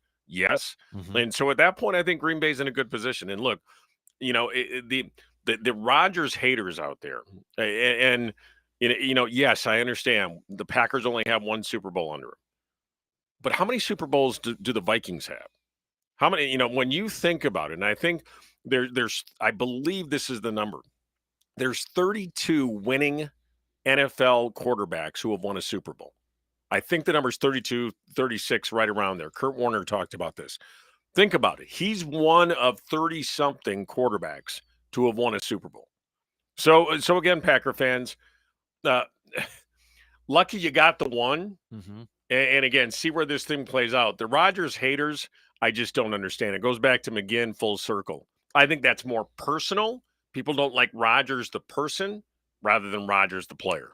No, I would agree with that. I think and we've discussed that at length between the Favre and the Rodgers thing and why, fan perspective. I mean, Favre was a Wisconsin guy, even though he wasn't a Wisconsin guy. Right. Favre's the guy that you're tailgating with. Rodgers is the guy that walks by and turns his nose up at your tailgate. He goes into the restaurant and has sushi. And by the way, I love sushi, so I'm not ripping on sushi, but Favre has the brat. He's sitting there and he's one of the guys. Yep. And you know, I've had a chance to interview Favre one-on-one back in the days, his first year with Green Bay, and it was really down to earth. And he was one of the guys. Rodgers, he rubs people the wrong way. And I think, again, if you separate the person from the player, I think it becomes easier to start looking at Aaron Rodgers and appreciating the player more. Yeah, and that's I think McGinn lost that, getting back full circle. Yeah, I would agree with that. Do you want to pick a date? We're doing a little Rodgers baby pool. You know what? Here's the thing. I think it's going to be a Tuesday. Oh, I did ask you this last week. Yeah, you did. Yeah. And I heard Seabaum, and I see him on the 8th, and you know, I think it's going to be a Tuesday, and I'm still looking at that. I think you got the 28th. I think you nailed it with that one, and so I don't think it's going to go into March. What new free agency? March 13th, I believe. I believe so. Yeah. And so, well, you got the whole legal tampering. Right. Crap, I think. I think for Rodgers' sake and for the Packers' sake, I think this is still going to be in February. So I see it. What are we, a week away from the 28th? Yeah. So I see next week. We're going to hear it on that Tuesday. He tells somebody, you know, he lets Green Bay know, and then he tells Pat McAfee in the world. And so that's, and again, I still think it's going to be, I want to play, and I think it's time for Green Bay and myself to move on. So, because I'm sure you saw James Jones last week. Yep. He thinks it's going to be Green Bay. And again, you know, everybody's got a thought on this. Yep, and I love JJ. I love JJ. Mm-hmm. Again, one of my favorites. The one thing I love about him, though, too, is like he could be sitting there promoting to go to Raiders. He used to play for the Raiders. He's a Raiders guy. But absolutely. He wants him to retire in Green Bay. Well, and I think Rodgers has always wanted that. You know, look, the one thing I know about Aaron through the media circles, he's always wanted to be known as the best quarterback to play for the Packers. And he's got some stiff competition. And, of course, that second ring really puts him over Favre and probably over Starr at that point. And so right now, arguably, I think it's higher today. I think you put him over Favre as far as quarterbacks go. It's close. I mean, Favre's got the stats, but then you look at the interceptions and everything else. You know, the Starr legacy is a tough one. But that legacy to Rodgers always meant something. And so, and if he does come back, I'm to the point now where I'm good either way. If he comes back a Green Bay Packer, I'm great with it. If he comes back and says, I'm going to go someplace else, let's make a deal, and Green Bay gets something back for him, I'm good with that too. Yep. I think I'm the same way. I've come to peace with it. And I think if it would have happened before this year, and maybe it was the way last year ended, that maybe you look at it and you say, okay, you know, we're really not as close as we thought we were. And so now's the time to probably do something about that. But we'll see. And again, I think it's going to be the 28th. I think you're right on with it. My gamble is that he plays for another football team. And I would still say that you've got the Jets and the Raiders as the obvious leaders in the clubhouse. I think you also should bring in the Titans, 2 dark horses. And I think this might have been Pete Doherty or Tom Silverstein that said this. 2 dark horses that I could see this that makes some sense. Seattle, potentially, John Schneider, who was there with Ted Thompson when Ted Thompson drafted him, or Carolina. And so with Frank Reich as that quarterback. So those, I think, are the logical landing spots for Aaron Rodgers. And again, my personal feeling, I think he's not a Green Bay Packer, but I think he plays. I've actually kind of switched. I'm like 52. I think he's back in Green Bay. Do you really? Yeah. And are you good with that? I said it earlier in the whole process. I'm good with either way. Yep. I don't care. I just want it. You know, well, I care, but you know, yeah, no, I'm with you. I just want this whole thing over with, and like, let's talk about draft and let's talk about football and how they're going to make this team and all that stuff. Look, you know? JJ's point was the best place for Aaron Rodgers to win right now is Green Bay. And if you find a tight end, you look at that offense now, and you've got a legit top 3, top 4 wide receivers, a legit top 5, top 6 running back in Aaron Jones, and then A.J. Dillon on top of that, and a line that started coming together towards the end of the year last year. You got some nice pieces there. And if you can get that tight end position figured out, and this team is still not that far away, especially in the NFC, to compete for a Super Bowl. Yeah, I think maybe, too, we kind of maybe look at last year and maybe had the bar set a little too high with those rookie why that's a little bit. No question. And I think I put that on Goody because look at what Kansas City did. Right. Kansas City not only doubled down with veteran wide receivers, but during the season, getting Kadarius Toney, they tripled down.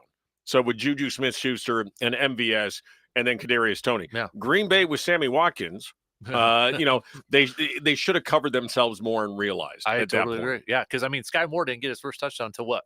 Super Bowl. Right. Yeah, exactly. You didn't have to count on him right away.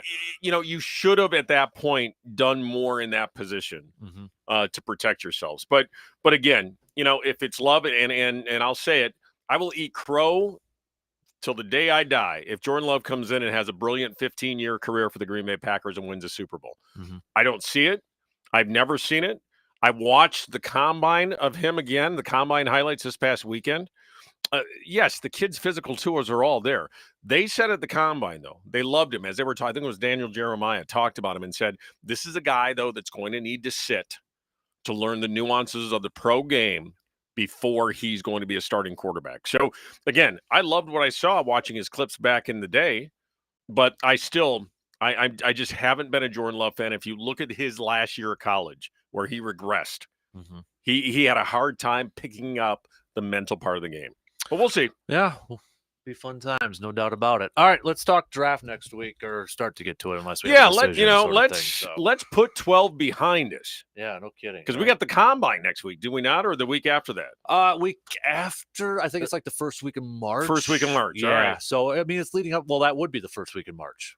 Yeah, there you go. So we're leading up to that, the Underwear Olympics. Well, next week. Let's on that Tuesday, unless we hear something from 12 coming out and seeing his shadow. Let's start the new year. Yeah, no doubt about it. Move on from that. There we go. All Good right. seeing you in person, brother. Yeah, no kidding, right? So, and again, I used to promise Bloody Marys. I'm not going to promise that anymore, but I do think we should make it to Hy-Vee one of these nights, because I'm looking at the Man Cave Light poster in here and everything else that you and Hy-Vee, you got a thing going on, man. We're trying to get Devondre Campbell to go over there since he loves the Green Bay one. I love that. I love that. If he gets down here, let me know I'm coming. Well, I'm trying now since the tailgate tour is coming to Eau Claire with Aaron Jones and that, they got to make a stop over there. You got to get he's a sponsor. You got to get yourself a sombrero. I should. Yeah, you got to get yourself a Dan Kasper sombrero. Oh, that would be pretty cool.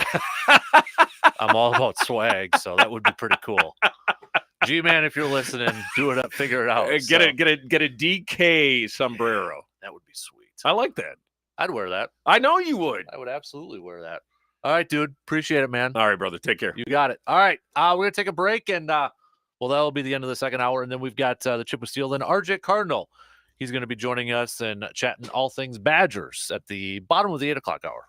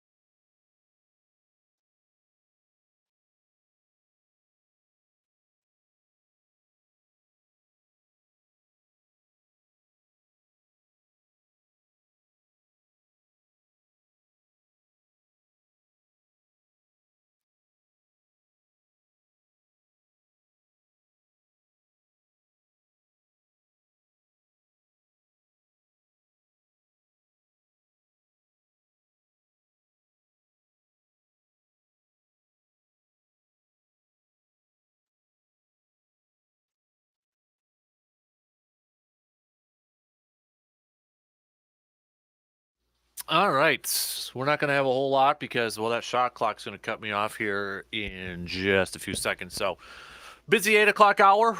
We'll catch up with our good friends from the Chip with Steel. And then after that, we'll catch up with Mr. RJ Cardinal. Chat all things Badgers. Badgers getting ready to face Iowa. Badger Hoops team getting ready to face Iowa tomorrow night. Time running out. What do they got to do to improve that resume of theirs to maybe get in the tournament? Got the Big Ten Conference tournament obviously coming up too, and well, they can solidify and guarantee a spot if they would actually win that tournament. But where's your confidence level on that thing? All right, 2 in, 1 more to go. Quick news updates, and we'll chat some hockey with Coach Casey from the Chip with Steel after these few words.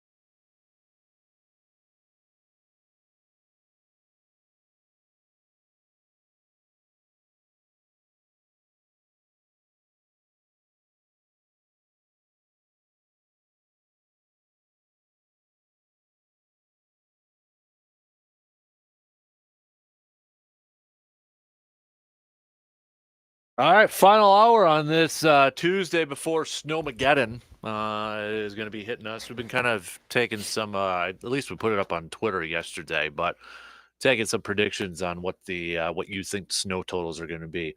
We've got from 6 inches all the way up. Somebody picked 24, so there you go. That's how it's probably going to play out, anywhere from 1 inch to 40 inches or something like that. So a good reminder for tomorrow and maybe even Thursday, probably Thursday too.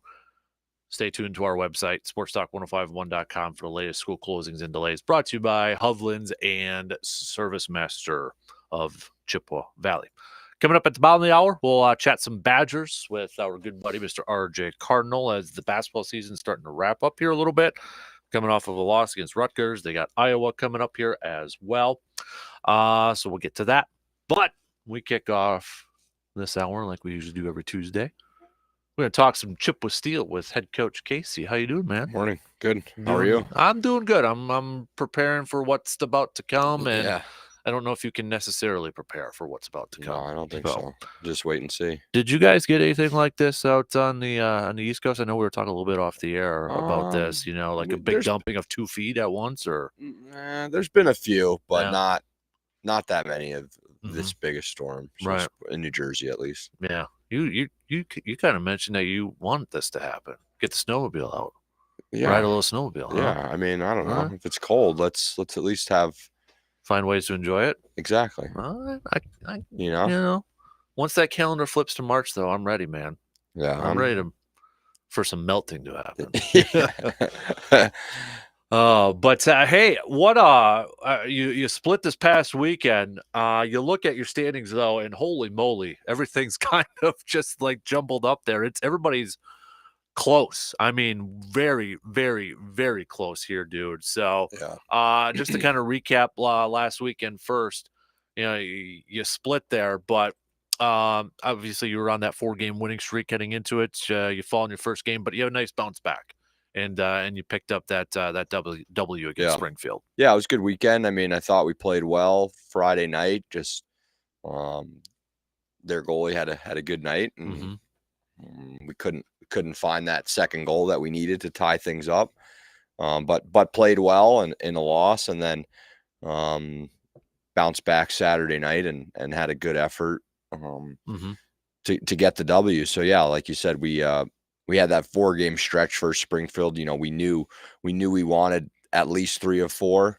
That's what we got, and just keep moving forward. But team is playing pretty well right now. Yeah. And then you got Wisconsin coming up this weekend, so you're going to be going a little east, not too far, but a little east, staying here in good old Wisconsin. Now, you've faced them quite a bit this year. Now, if anybody can't remember, they were was it the Magicians? Correct. That is now over there, and they're the number 1 team in the Midwest Division here. Yeah, they've had a really good stretch. I mean, probably 2-3 months where they've been playing really well. They had a tough start to the season, but playing really well now lately, and I think they have a pretty distinct home ice advantage. The rink is incredibly cold. Yeah. It's a little bit different dimensions wise. The benches are in a little bit weird spots, so it's just a little funky kind of going in there to play. But now we've been in there, so we understand kind of what those challenges are, and really no excuses. But yeah, I mean, this is an interesting weekend, right? For the whole division. They're in first, we're in 7th. I mean, it's 9 points difference, right? Which is nothing. You come out of this weekend with 2 wins. All of a sudden, it's really messy. So right. That's the goal. You're looking at just some of the numbers here too. I mean, for Wisconsin, goals forced 146, but goals allowed 111. Is that something you pay attention to when you look at some numbers and statistics when you go up against certain teams? I don't know if like certain teams per se. I mean, I think it's more of an indication for me, like where you sit in the standings. Like, are you better than maybe your record shows, or are you worse than your record, right? Like, I mean, so I think we're second with +9 in the division. They're first. They're in first, we're in 7th. So, I just for me, over the course of that 60 game schedule, if you can find a way to have that be a positive number, we think that it's going to work out in the long run, So the biggest issue for us right now, it feels like every night teams are losing in overtime, so they're not only they're losing, but they're getting points. So, which is frustrating because you seem to not make up as much ground as you might like Right. or think. So that's been the challenge. Yeah, I mean, you mentioned the differentials. You're right, because they're number 1, you're number 2. Fairbanks is even. They're at 0. The Wilderness are at 4. Anchorage is at -7. I mean, it's kind of some crazy numbers. But again, it kind of just, I think, sets the example of how tight your division has been throughout the entire season. Yeah, absolutely. I mean, every 7 teams over 500, and Springfield for me is, they're going to be a challenge for some teams, down the stretch, which is what you want, right? I Right. mean, you want those teams, and I say those teams like we're down there as well. I feel like we're a little bit closer than they are, but they're going to play teams hard all the way to the end, and hopefully they can steal some points from guys for us as well. So, yeah, this will be an interesting weekend matching up against the Wendigo, and like I said, it can really potentially shrink the gap for everybody if you can keep them off the points this weekend. You mentioned, kind of playing spoilers maybe for Springfield. Is that something now or maybe you have been doing a little scoreboard watching, kind of paying attention to what other teams are doing right now too? Yeah. I mean, I think that's something that I've been doing. I do it all year. I mean, I just, to me, it's important to know where you stand and what's going on, and now these games feel like they matter more. You know what I Right. mean? They don't. They matter the same as the games in October. So, I don't know why we only start watching now because we're towards the end of it, right? But yeah, definitely something we're obviously paying attention to. There's nothing we can really do about it. For us, it's just taking care of our own business. Yeah. So, yeah, looking at some of these numbers, it's just looking at the Midwest division and kind of looking at all the other divisions. I mean this in a positive way. You guys are the weird ones. Yeah. You kind of are the weird ones with records and numbers and all that stuff. Because I'm looking at for instance, the South Division. You got teams with differentials in 106, right? For crying out loud, or a lot of them like in the positives, at least 20 some. But man, everything's just so tight in this thing. Yeah, well, if you look at the South and the East, the South, I believe, has 2 teams that have had tough years, and the East has 1 for sure that's had a tough year. Yeah, Danbury in the East. Where teams have kind of been able to, pick on those guys a little bit. Right. So that's where those numbers get a little bit inflated. So you look at the Central pretty much every year. With the 6 teams, it's always tight. That division is kind of a dogfight, but yet there's only 6 of them. So, you really only have to be better than 2 teams to make the playoffs. Ours is 8 deep and everybody's good right now. So, it's fun though. I mean, like I said, it's good for us at this point because, anybody can beat anybody. And that's kind of what we need. We need teams to, to kind of come back to us a little bit, and that's happened. I mean, that's why the gaps have shrunk a bit. So, but like I said, we're not. There's 17 games left, right? There's plenty of points out there, and we're worried about is just playing the best we can play. And you're playing against teams like Wisconsin this weekend, Janesville the following weekend, who are just a little bit above you in those standings. You have the ability to make up that ground quick. You do have Springfield again before. A little bit before you go off on I guess you don't go to Alaska till the end of March. So you got a little bit here coming up. But you have that opportunity to make up some ground too, which is, you always hear it in other sports. You're playing the teams where you can make that, like division teams. You hear it in like baseball towards the playoff race or something like that. But, in this case, it's like with how tight everything is, it almost seems like it doesn't really, I hate to downplay here, but it doesn't really matter who you're playing because it's so tight that you can make up some ground regardless of who you're playing. Yeah, I think that's fair. I mean, I think we're chased, like you said, first place is 9 points. It's not, it's not out of the realm of possibility with almost 20 games left, right? So everything is important, and you're obviously chasing those few teams above us, but like I said, this weekend is immense for us and really kind of for the division. If you can keep those guys at their point total for the weekend. And now I think now you open up all 7 teams to 4 spots. And I don't even honestly take Springfield out of it just yet. I mean, if they have a good weekend here, like they're right in it. I just, seeing the standings from the weekend, we would jump because we played 6:00 on Saturday night. So it was kind of the first game in the division. We win, we jump to 5th. The games play out, we jump back to 7th, so I mean, we're jumping 2 spots at a time on one game, which is just it's kind of crazy. Right. So I'm just kind of looking at your results against Wisconsin prior. I mean, because has it been a little bit since you've played Yeah, Wisconsin? I think we were back in November. Okay. This is only I think this is our 5th game against them this year. So I think what are we, 1-3? Yeah, it looks like right around Thanksgiving was Yeah. the last time you played them there. And so, I mean, it's been a little bit. Do you take anything away from those previous games, or because it's been such a huge gap, you really can't do that? Yeah, I mean, for the most part, the team is pretty similar than the one that we played back in November. I think when you play teams early in the season, there's a lot of opportunity for them to change, like Anchorage. I mean, that'll be a pretty different team than we saw them, I think, the first weekend after the showcase. But the Wendigo we've been watching, and we'll just continue to watch film. And but yeah, I mean, it's a pretty similar team, maybe a player or two here or there that they've traded in and out, but yeah, they've been playing good hockey, and it should be a fun weekend. What do you think is going to be the biggest key for you guys to get that W or those couple W's?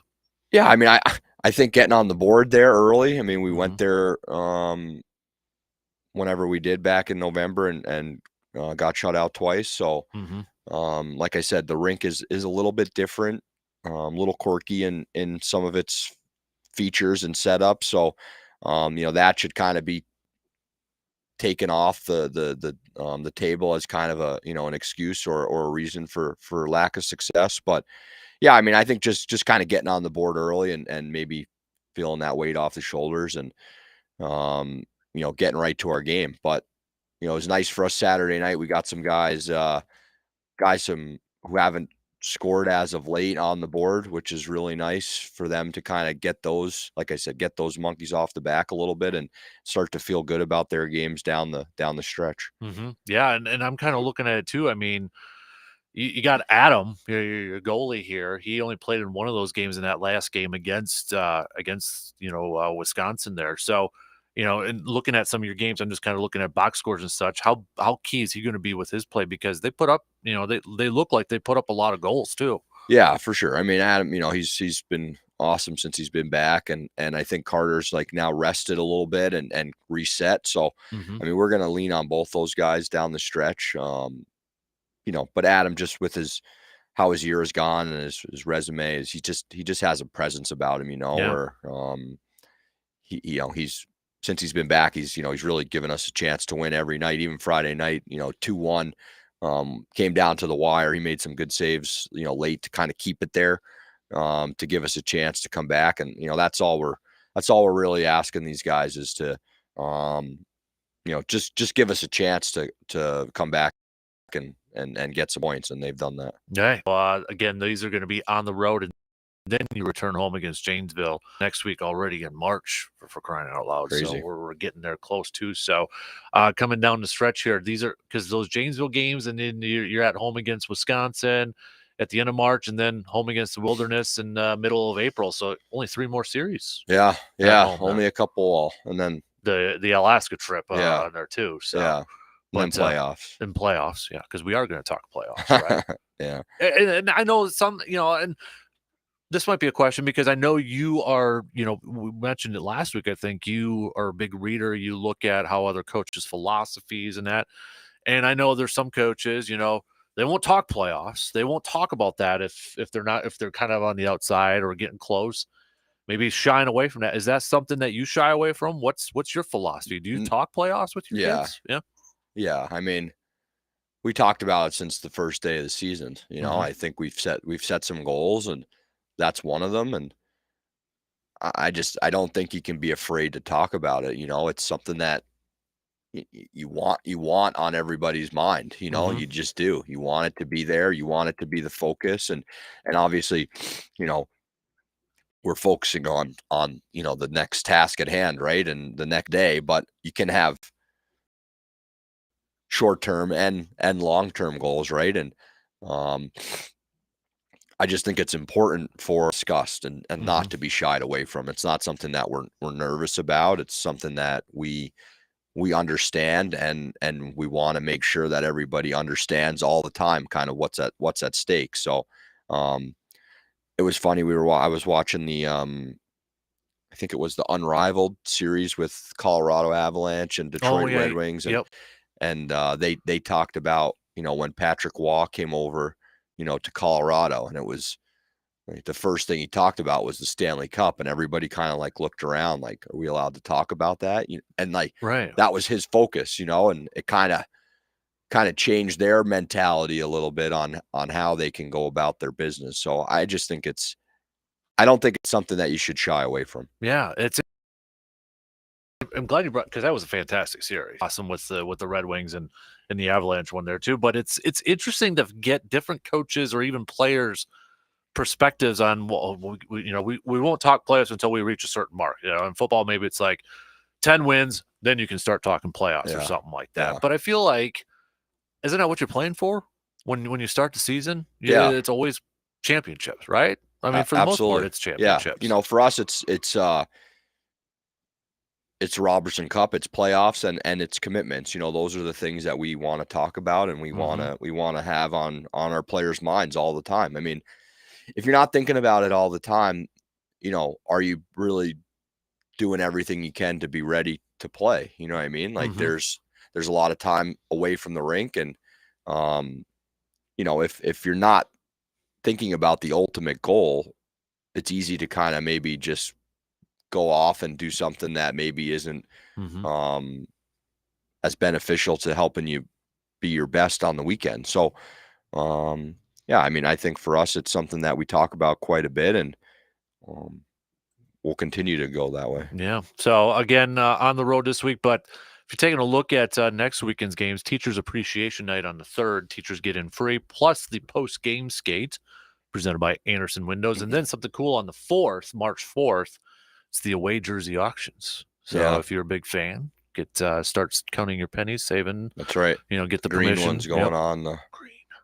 I love that Kelly Green. Yeah, Right we're. there. I don't even know if Kyle told you, but we are going to be adding a new jersey at some Oh, point. he did not. Do we have some breaking little nugget there, or are you going to get in trouble now? I don't know. mentioning Maybe I this? might be. I might be overstepping right now, but Sweet. I think that's the plan. So, Nice. That's going to be really cool.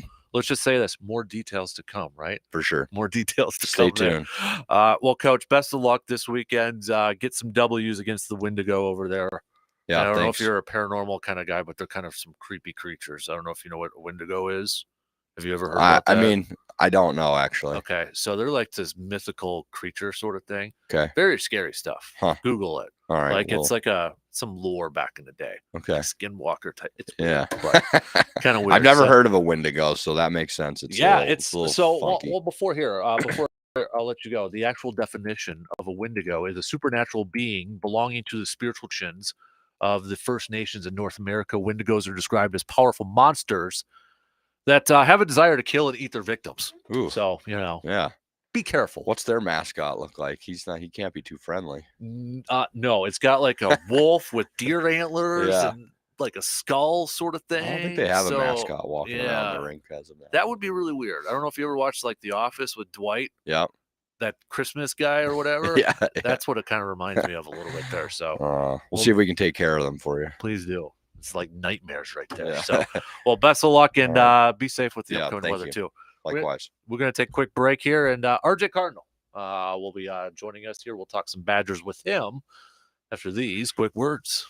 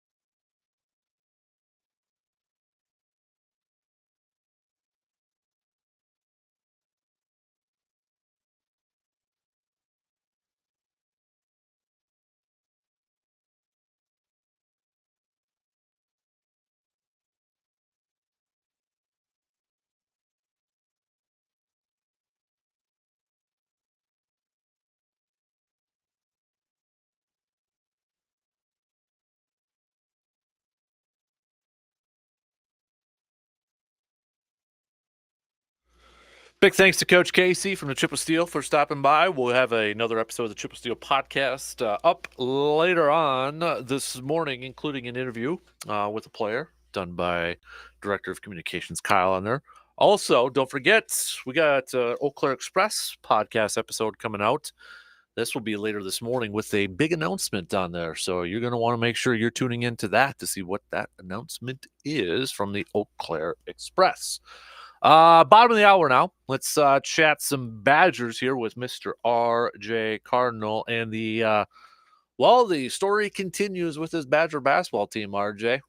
Losing to Rutgers the other day, over the weekend. Connor Sejan going quiet in that game. I mean, what else could we say, RJ, other than that's kind of been Wisconsin this year, hasn't it?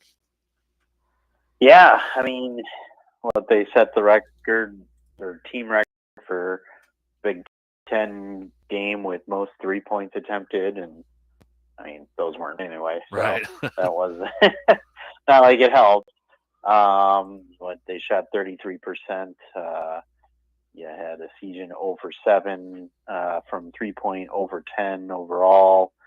Yeah, it was one of those where they looked all right in the first half, and then, I mean, I guess luckily enough, Rutgers looked just as bad in the second half. It's just, yeah, you ended up having, I think, a 6-minute scoring drought and a 3-minute scoring drought. So it wasn't as long as some of those that we've seen to end games of like almost 11, but they went almost 4 minutes to end the game without scoring again. So whatever is going on at end of game scenarios here, it is not good. And I don't know if you've seen the pictures, but it doesn't look like many students decided to show up to the game Saturday at 11 a.m. So that's not a good look for a group of people who want to have the courtside seats. And if they're trying to make a statement some way or another, you're failing at it. But whatever. Just not a good look all around. What is with it? I don't think anybody knows, but I mean, you touched on it, and it's been something that's popped up almost every game, it feels like, this year. Why this team just shuts down in the last few minutes of a game for whatever reason. They can't hit a shot. What the heck is going on there? Yeah, really no clue there. It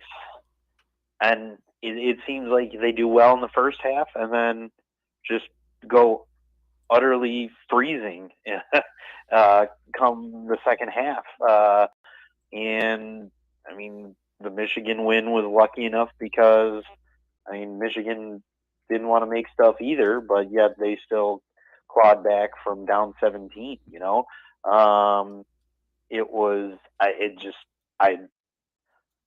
it's really beyond words right now of why this team is consistently not able to be consistent. Mm-hmm. Yeah, and I know I'm sure you guys are getting it, but yesterday we were getting more texts about Greg Gard, could Chris McIntosh make another big splash move, and that sort of. The other coaches, I got to imagine with these other programs, are like, hey, thanks to our new AD, with that big splash of Luke Fickell. Now fans are maybe kind of expecting that a little bit, but I know you've touched on it before. I don't think a move will be made this offseason. I think at least Greg Gard's going to get another shot, another year in this thing. Are you still kind of on that same boat, or has that changed a little bit for you? No, I'm still on that boat of saying, hey, I think there's another year here. But I guess ultimately we don't know that. That's just the feeling I get. So I think you have another year to bring in the number 39 recruiting class in the nation to see if an influx of talent can help and hit the transfer portal and maybe tell some walk-ons it's time to look elsewhere. So we'll see what happens there. But yeah, I definitely need an influx of talent. And I think if Greg Gard gives the AD the right answers, he'll afford himself some more time. Whether it works out or not, don't know. But if you go in there and aren't willing to really do anything or change anything about the program, I think we will see a new coach. And I guess that all depends on answers Greg Gard gives McIntosh. Yeah, and I think too, I don't expect, this is gonna be a pipe dream for many. Tony Bennett wouldn't be that guy. I can't see him coming over, from Virginia, or Shaka Smart. I know he's a Madison guy, but what he's doing at Marquette, I mean, I think those are everybody's dreams. But I almost feel like if we ever get to that point, RJ, it would have to be somebody like Luke Fickell. He was from Cincinnati. It wasn't like he was from Alabama or LSU or anything like that. Right. And he was a great job, but I think the whole Tony Bennett Shaka Smart thing that ain't gonna happen if it ever gets to that point. Yeah, I think even Tony Bennett got a pay raise, and I don't know if there's a clause in there to come back to Wisconsin or not. But yeah, I think it would take a while to get Tony Bennett, or take a lot to get Tony Bennett out of there. But then you also get into the whole, hey, we need to play up-tempo style of play and all that kind of stuff to get the in-state recruits here. And you're not accomplishing that by bringing in Tony Bennett, even though people would be happy with that hire up until they start complaining about the top kids in the state not going there. Mm-hmm. Yeah. So it's one, and I'm with you. I'm not sure who you bring in. I guess your Shaka Smart would be more along the lines of somebody who would appeal at least to the fan base on a basketball style that they'd probably like better than what they think they know the swing is. I mean, the swing still got you to Final Four and national championship game, and that's still the swing offense.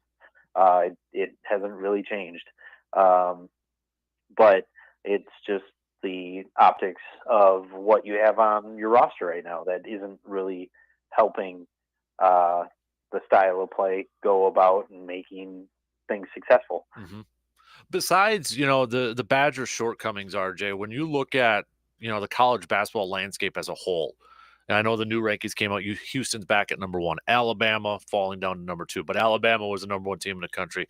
You got your typical blue blood Kansas up there, UCLA, we know their history, Purdue, Virginia, but you've got these different teams. No Duke's up there, no Kentucky's up there, Gonzaga's 12th in the country.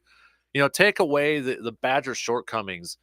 Has this been a year that's good for, would you say, for college basketball? Because we're seeing different programs kind of in the spotlight, seeing other programs being maybe title contenders, the top teams in the country this year. Yeah, I always like it when there's parity.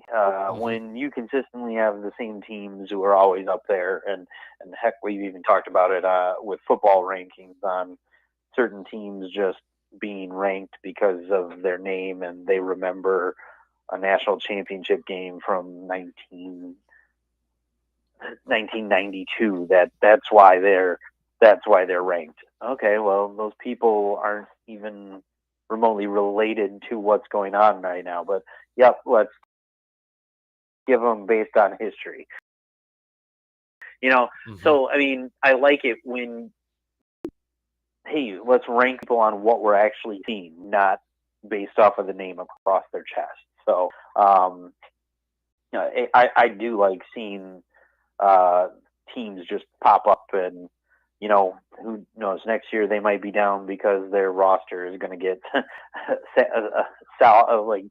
salvaged and go toward like a bunch of other schools who are willing to pay somebody who's a breakout star, but I do like seeing it. So it's awesome that more than just your normal, hey, run of the mill, it's going to be Kansas, Duke, Kentucky, and North Carolina as your top 4 for most of the season, no matter what happens. I'm liking the whole parity that comes with now the regular season, and you don't just have to wait for just Gonzaga to do something. There's other teams out there who are more seniored and building something that will at least allow a little excitement come tournament time. Yeah. RJ Cardinal, our Badger analyst, joining us here. We got to get to some football stuff here because finally heard a connection with Jimmy Leonhard in an NFL job. Apparently, according to ESPN's Jeremy Fowler, he interviewed for the Philadelphia Eagles defensive coordinator position. I think that's the first reported interview that we've heard that he's done since not being hired by Wisconsin for the top job. At first glance, RJ, I'm like, man, Jimmy Leonhard, Philly, does that fit? But then at the same time, that'd be a hell of a situation he'd walk into. That's a pretty good defense over there. He's not walking into an empty cupboard, that's for sure. Mm-hmm. And you're talking about the NFL runner-up, however you want to call them, and instead of just calling them losers of the Super Bowl, NFC champs. I mean, walking into that, it wouldn't be a bad situation. Whether he wants to head on over to Philly or not, I guess we'll find out at some point here. Right. But it's awesome for him. I think we're sitting here watching Jim Leonhard interview for the Eagles job, and we're sitting here holding on to Joe Barry. Mm-hmm. That's on Packers Twitter. That's most of what I saw yesterday. So I don't think a lot of people around here are happy about it. They're probably happy for him, but not happy about him not being a Packers coach.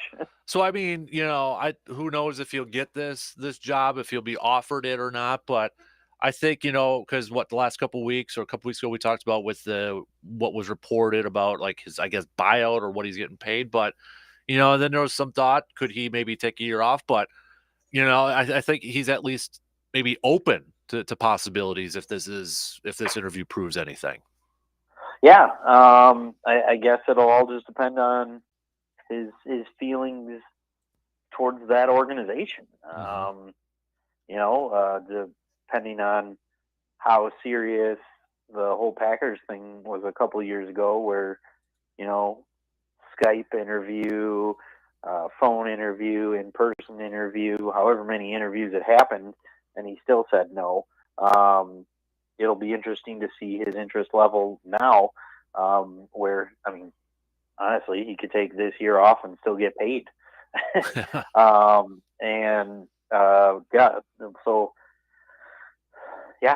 It's really one of those, up until this past season, you didn't think about him going anywhere, but who knows if he's really got the coaching itch and he doesn't want to take a year off.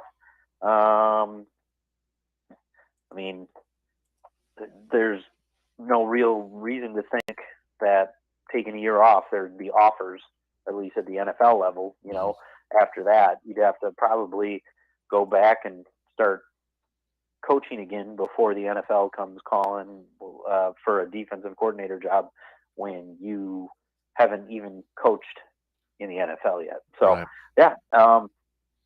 We'll see where this process goes. I don't know how deep into that process he is, if it was just an initial interview or if it's something that they talked about and, have talked before. So I can't say I saw anything like that, but hey, apparently he actually interviewed, and we'll watch his process go along for him. Sticking with the football program, RJ, I know our good buddy Colton Bartholomew has a piece up at the Wisconsin State Journal about the Badgers' new offensive line coach, Jack Bicknell. But I wanted to ask you, obviously, new coaches all with the program, Luke Fickell at the front. But when you talk about Wisconsin, I mean, they're known for offensive line play. They're known. I mean, Joe Thomas is going to the Pro Football Hall of Fame now.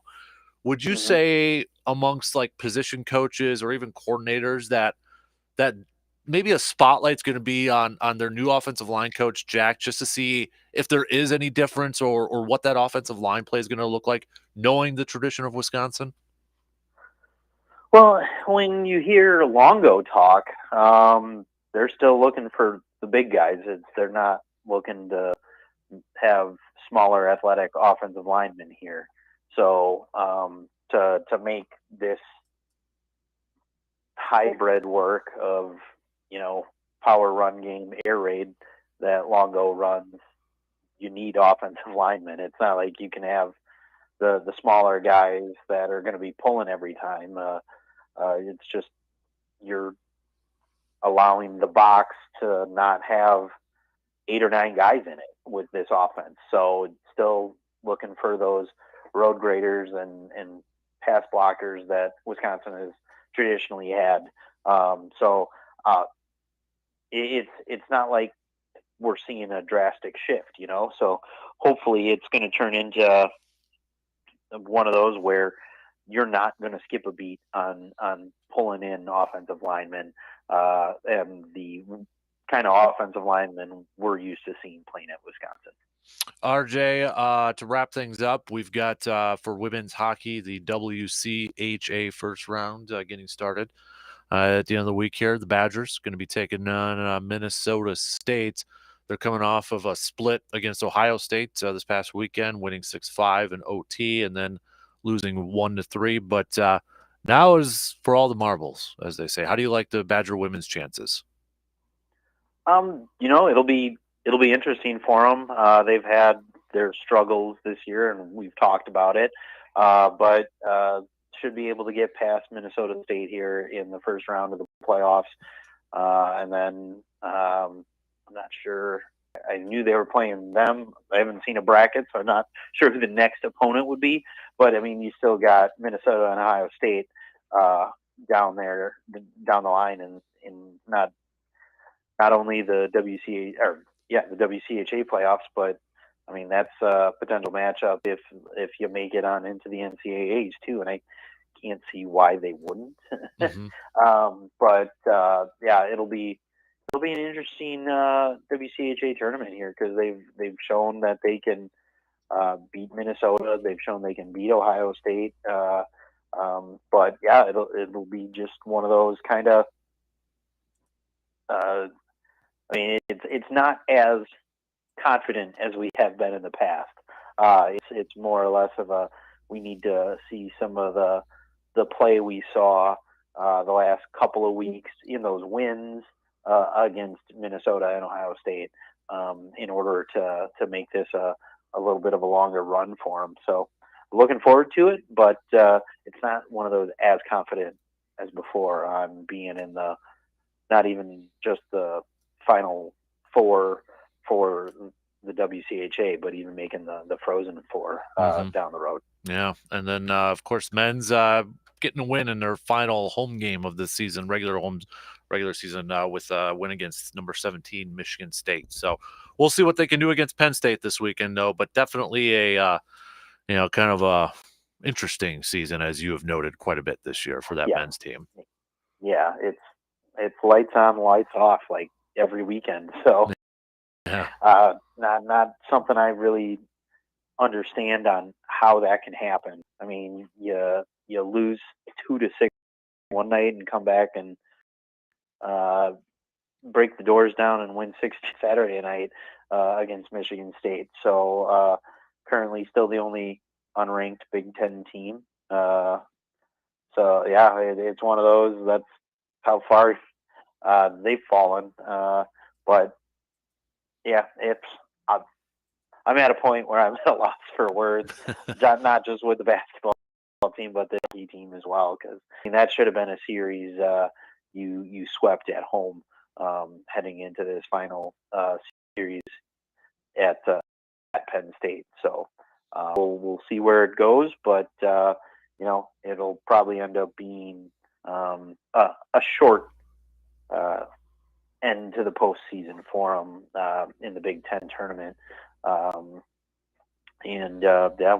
see where it goes, but not expecting too much on the road at Penn State. They're playing better as of late, but they just are too inconsistent, and hopefully you get a split this weekend, but it wouldn't totally shock me to have them kind of limp into the postseason here. Mm-hmm.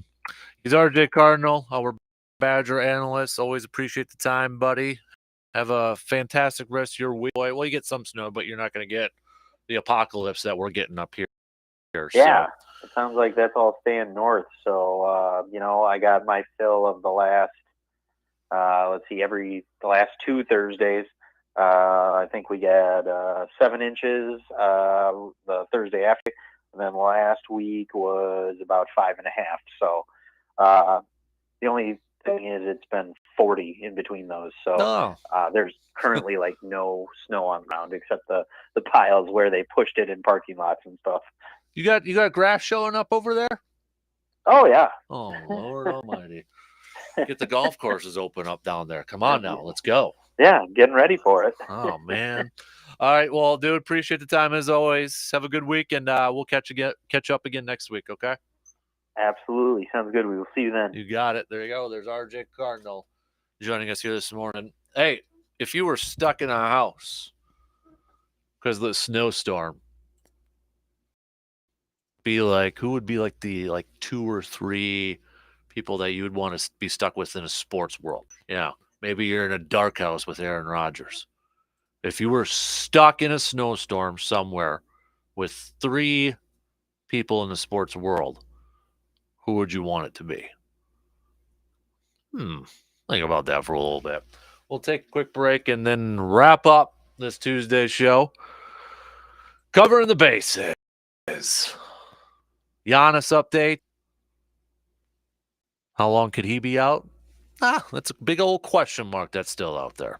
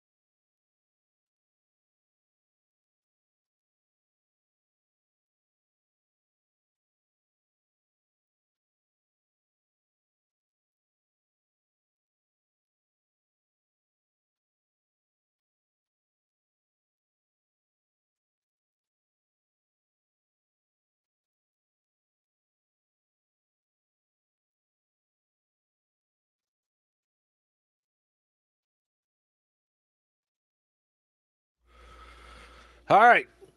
Wrapping things up here this morning. Just a few minutes left here. Hey, reminder, don't forget to head to sportstalk1051.com. And right on the homepage there, we've got where you can vote for your favorite flavors of brats and snack sticks by Mike Star Market, so we can figure out which one is going to be our new brat. Again, you can go to our website. It's right on the homepage there, or click on the Enter and Win tab. You can also vote on there too. So I checked the votes earlier this morning, and I'll tell you right now, it's close. It's anybody's ball game right now. So you can go ahead and do that. And remember, your purchases are helping out Backyard Dreams. Another quick reminder, I will not be in tomorrow, but Luke will be filling in for me. I get to spend the night in a luxury, I'm being sarcastic, but good old medical facility. So we'll be back on, or I'll be back on Thursday, but Luke will be on tomorrow. So you can catch him filling in for me. Be back just in time for when all that snow is about to hit right now. Don't forget to stay tuned to our website for the latest school closings and delays. Brought to you by Hovland's and Service Master. Also tonight we've got Blue Gold basketball. Women's taking on Platteville. The men's team last night defeated Platteville, so they're going to be back in action Wednesday night visiting Oshkosh. We'll see if the women's team, if they win, I believe they would play Stout to UW Stout on Thursday there. So best of luck to the Blue Gold women's team tonight in the WIAC tournament. Other stuff on the docket. Badgers won't be back in action until tomorrow night as they take on Iowa. Bucks will be back on Friday night taking on the Heat. Will they have Giannis or not? That remains to be seen. We talked about it yesterday. He flew to New York apparently to get further testing done on his wrist. The ligament sprain in that wrist, according to Adrian Wojnarowski from ESPN. He will undergo treatment with the expectation that he will be able to return to once that pain subsides. A little open-ended, kind of a blanket, kind of comment report there. So it sounds like it's a little bit more pain management at this point in time. So whether that means he's going to be ready for Miami, don't know. Phoenix on Sunday, don't know. Could be a week, maybe not. Anything, who knows? But the Bucks are picking up. And we mentioned it a little bit earlier, but Myers Leonard signing a 10-day deal with the Bucks. If you're like, who? Well, it's been a couple years since he's played. He's a 7-footer. He's been out of the NBA since March of 2021. But that was when he uttered an anti-Semitic slur on a live stream before rehabbing post from a surgical nerve damage on his right leg. Bucks have been apparently monitoring Leonard's progress for over a year, conducted a workout with him last month. Milwaukee wanted to bring in, according to this report from ESPN, a big man with shooting ability and playoff history. He played 28 playoff games in his 7 seasons with the Portland Trailblazers. Also spent a little bit of time with the Miami Heat. So we'll see if that 10-day contract maybe turns into something for the rest of the season, how much playing time he's actually going to be able to get within those 10 days. Who knows? But if Giannis is going to be out for a little bit, might have an opportunity there. But maybe Milwaukee's looking at trying to find a little bit of a diamond in the rough, if you will. Right? Don't know. But earliest we will see him anyways is going to be on Friday if he does even get into any action against the Heat of Miami. All right, that shot clock is going to cut me off. So again, reminder, we'll have the Chip with Steel podcast up a little bit later on today. But within a couple of hours from now, we're going to have the latest episode of the All Aboard, the Eau Claire Express podcast up. And that's going to have a big announcement, a cool announcement on there. So make sure you check that out later on this morning. All right, whoever's filling in for DP and Danettes, they're up next. Have yourself a good rest of your day on this Tuesday. I'll talk to you again Thursday. Luke's in for me tomorrow. Stay safe out there. Stay warm. We'll talk to you again soon.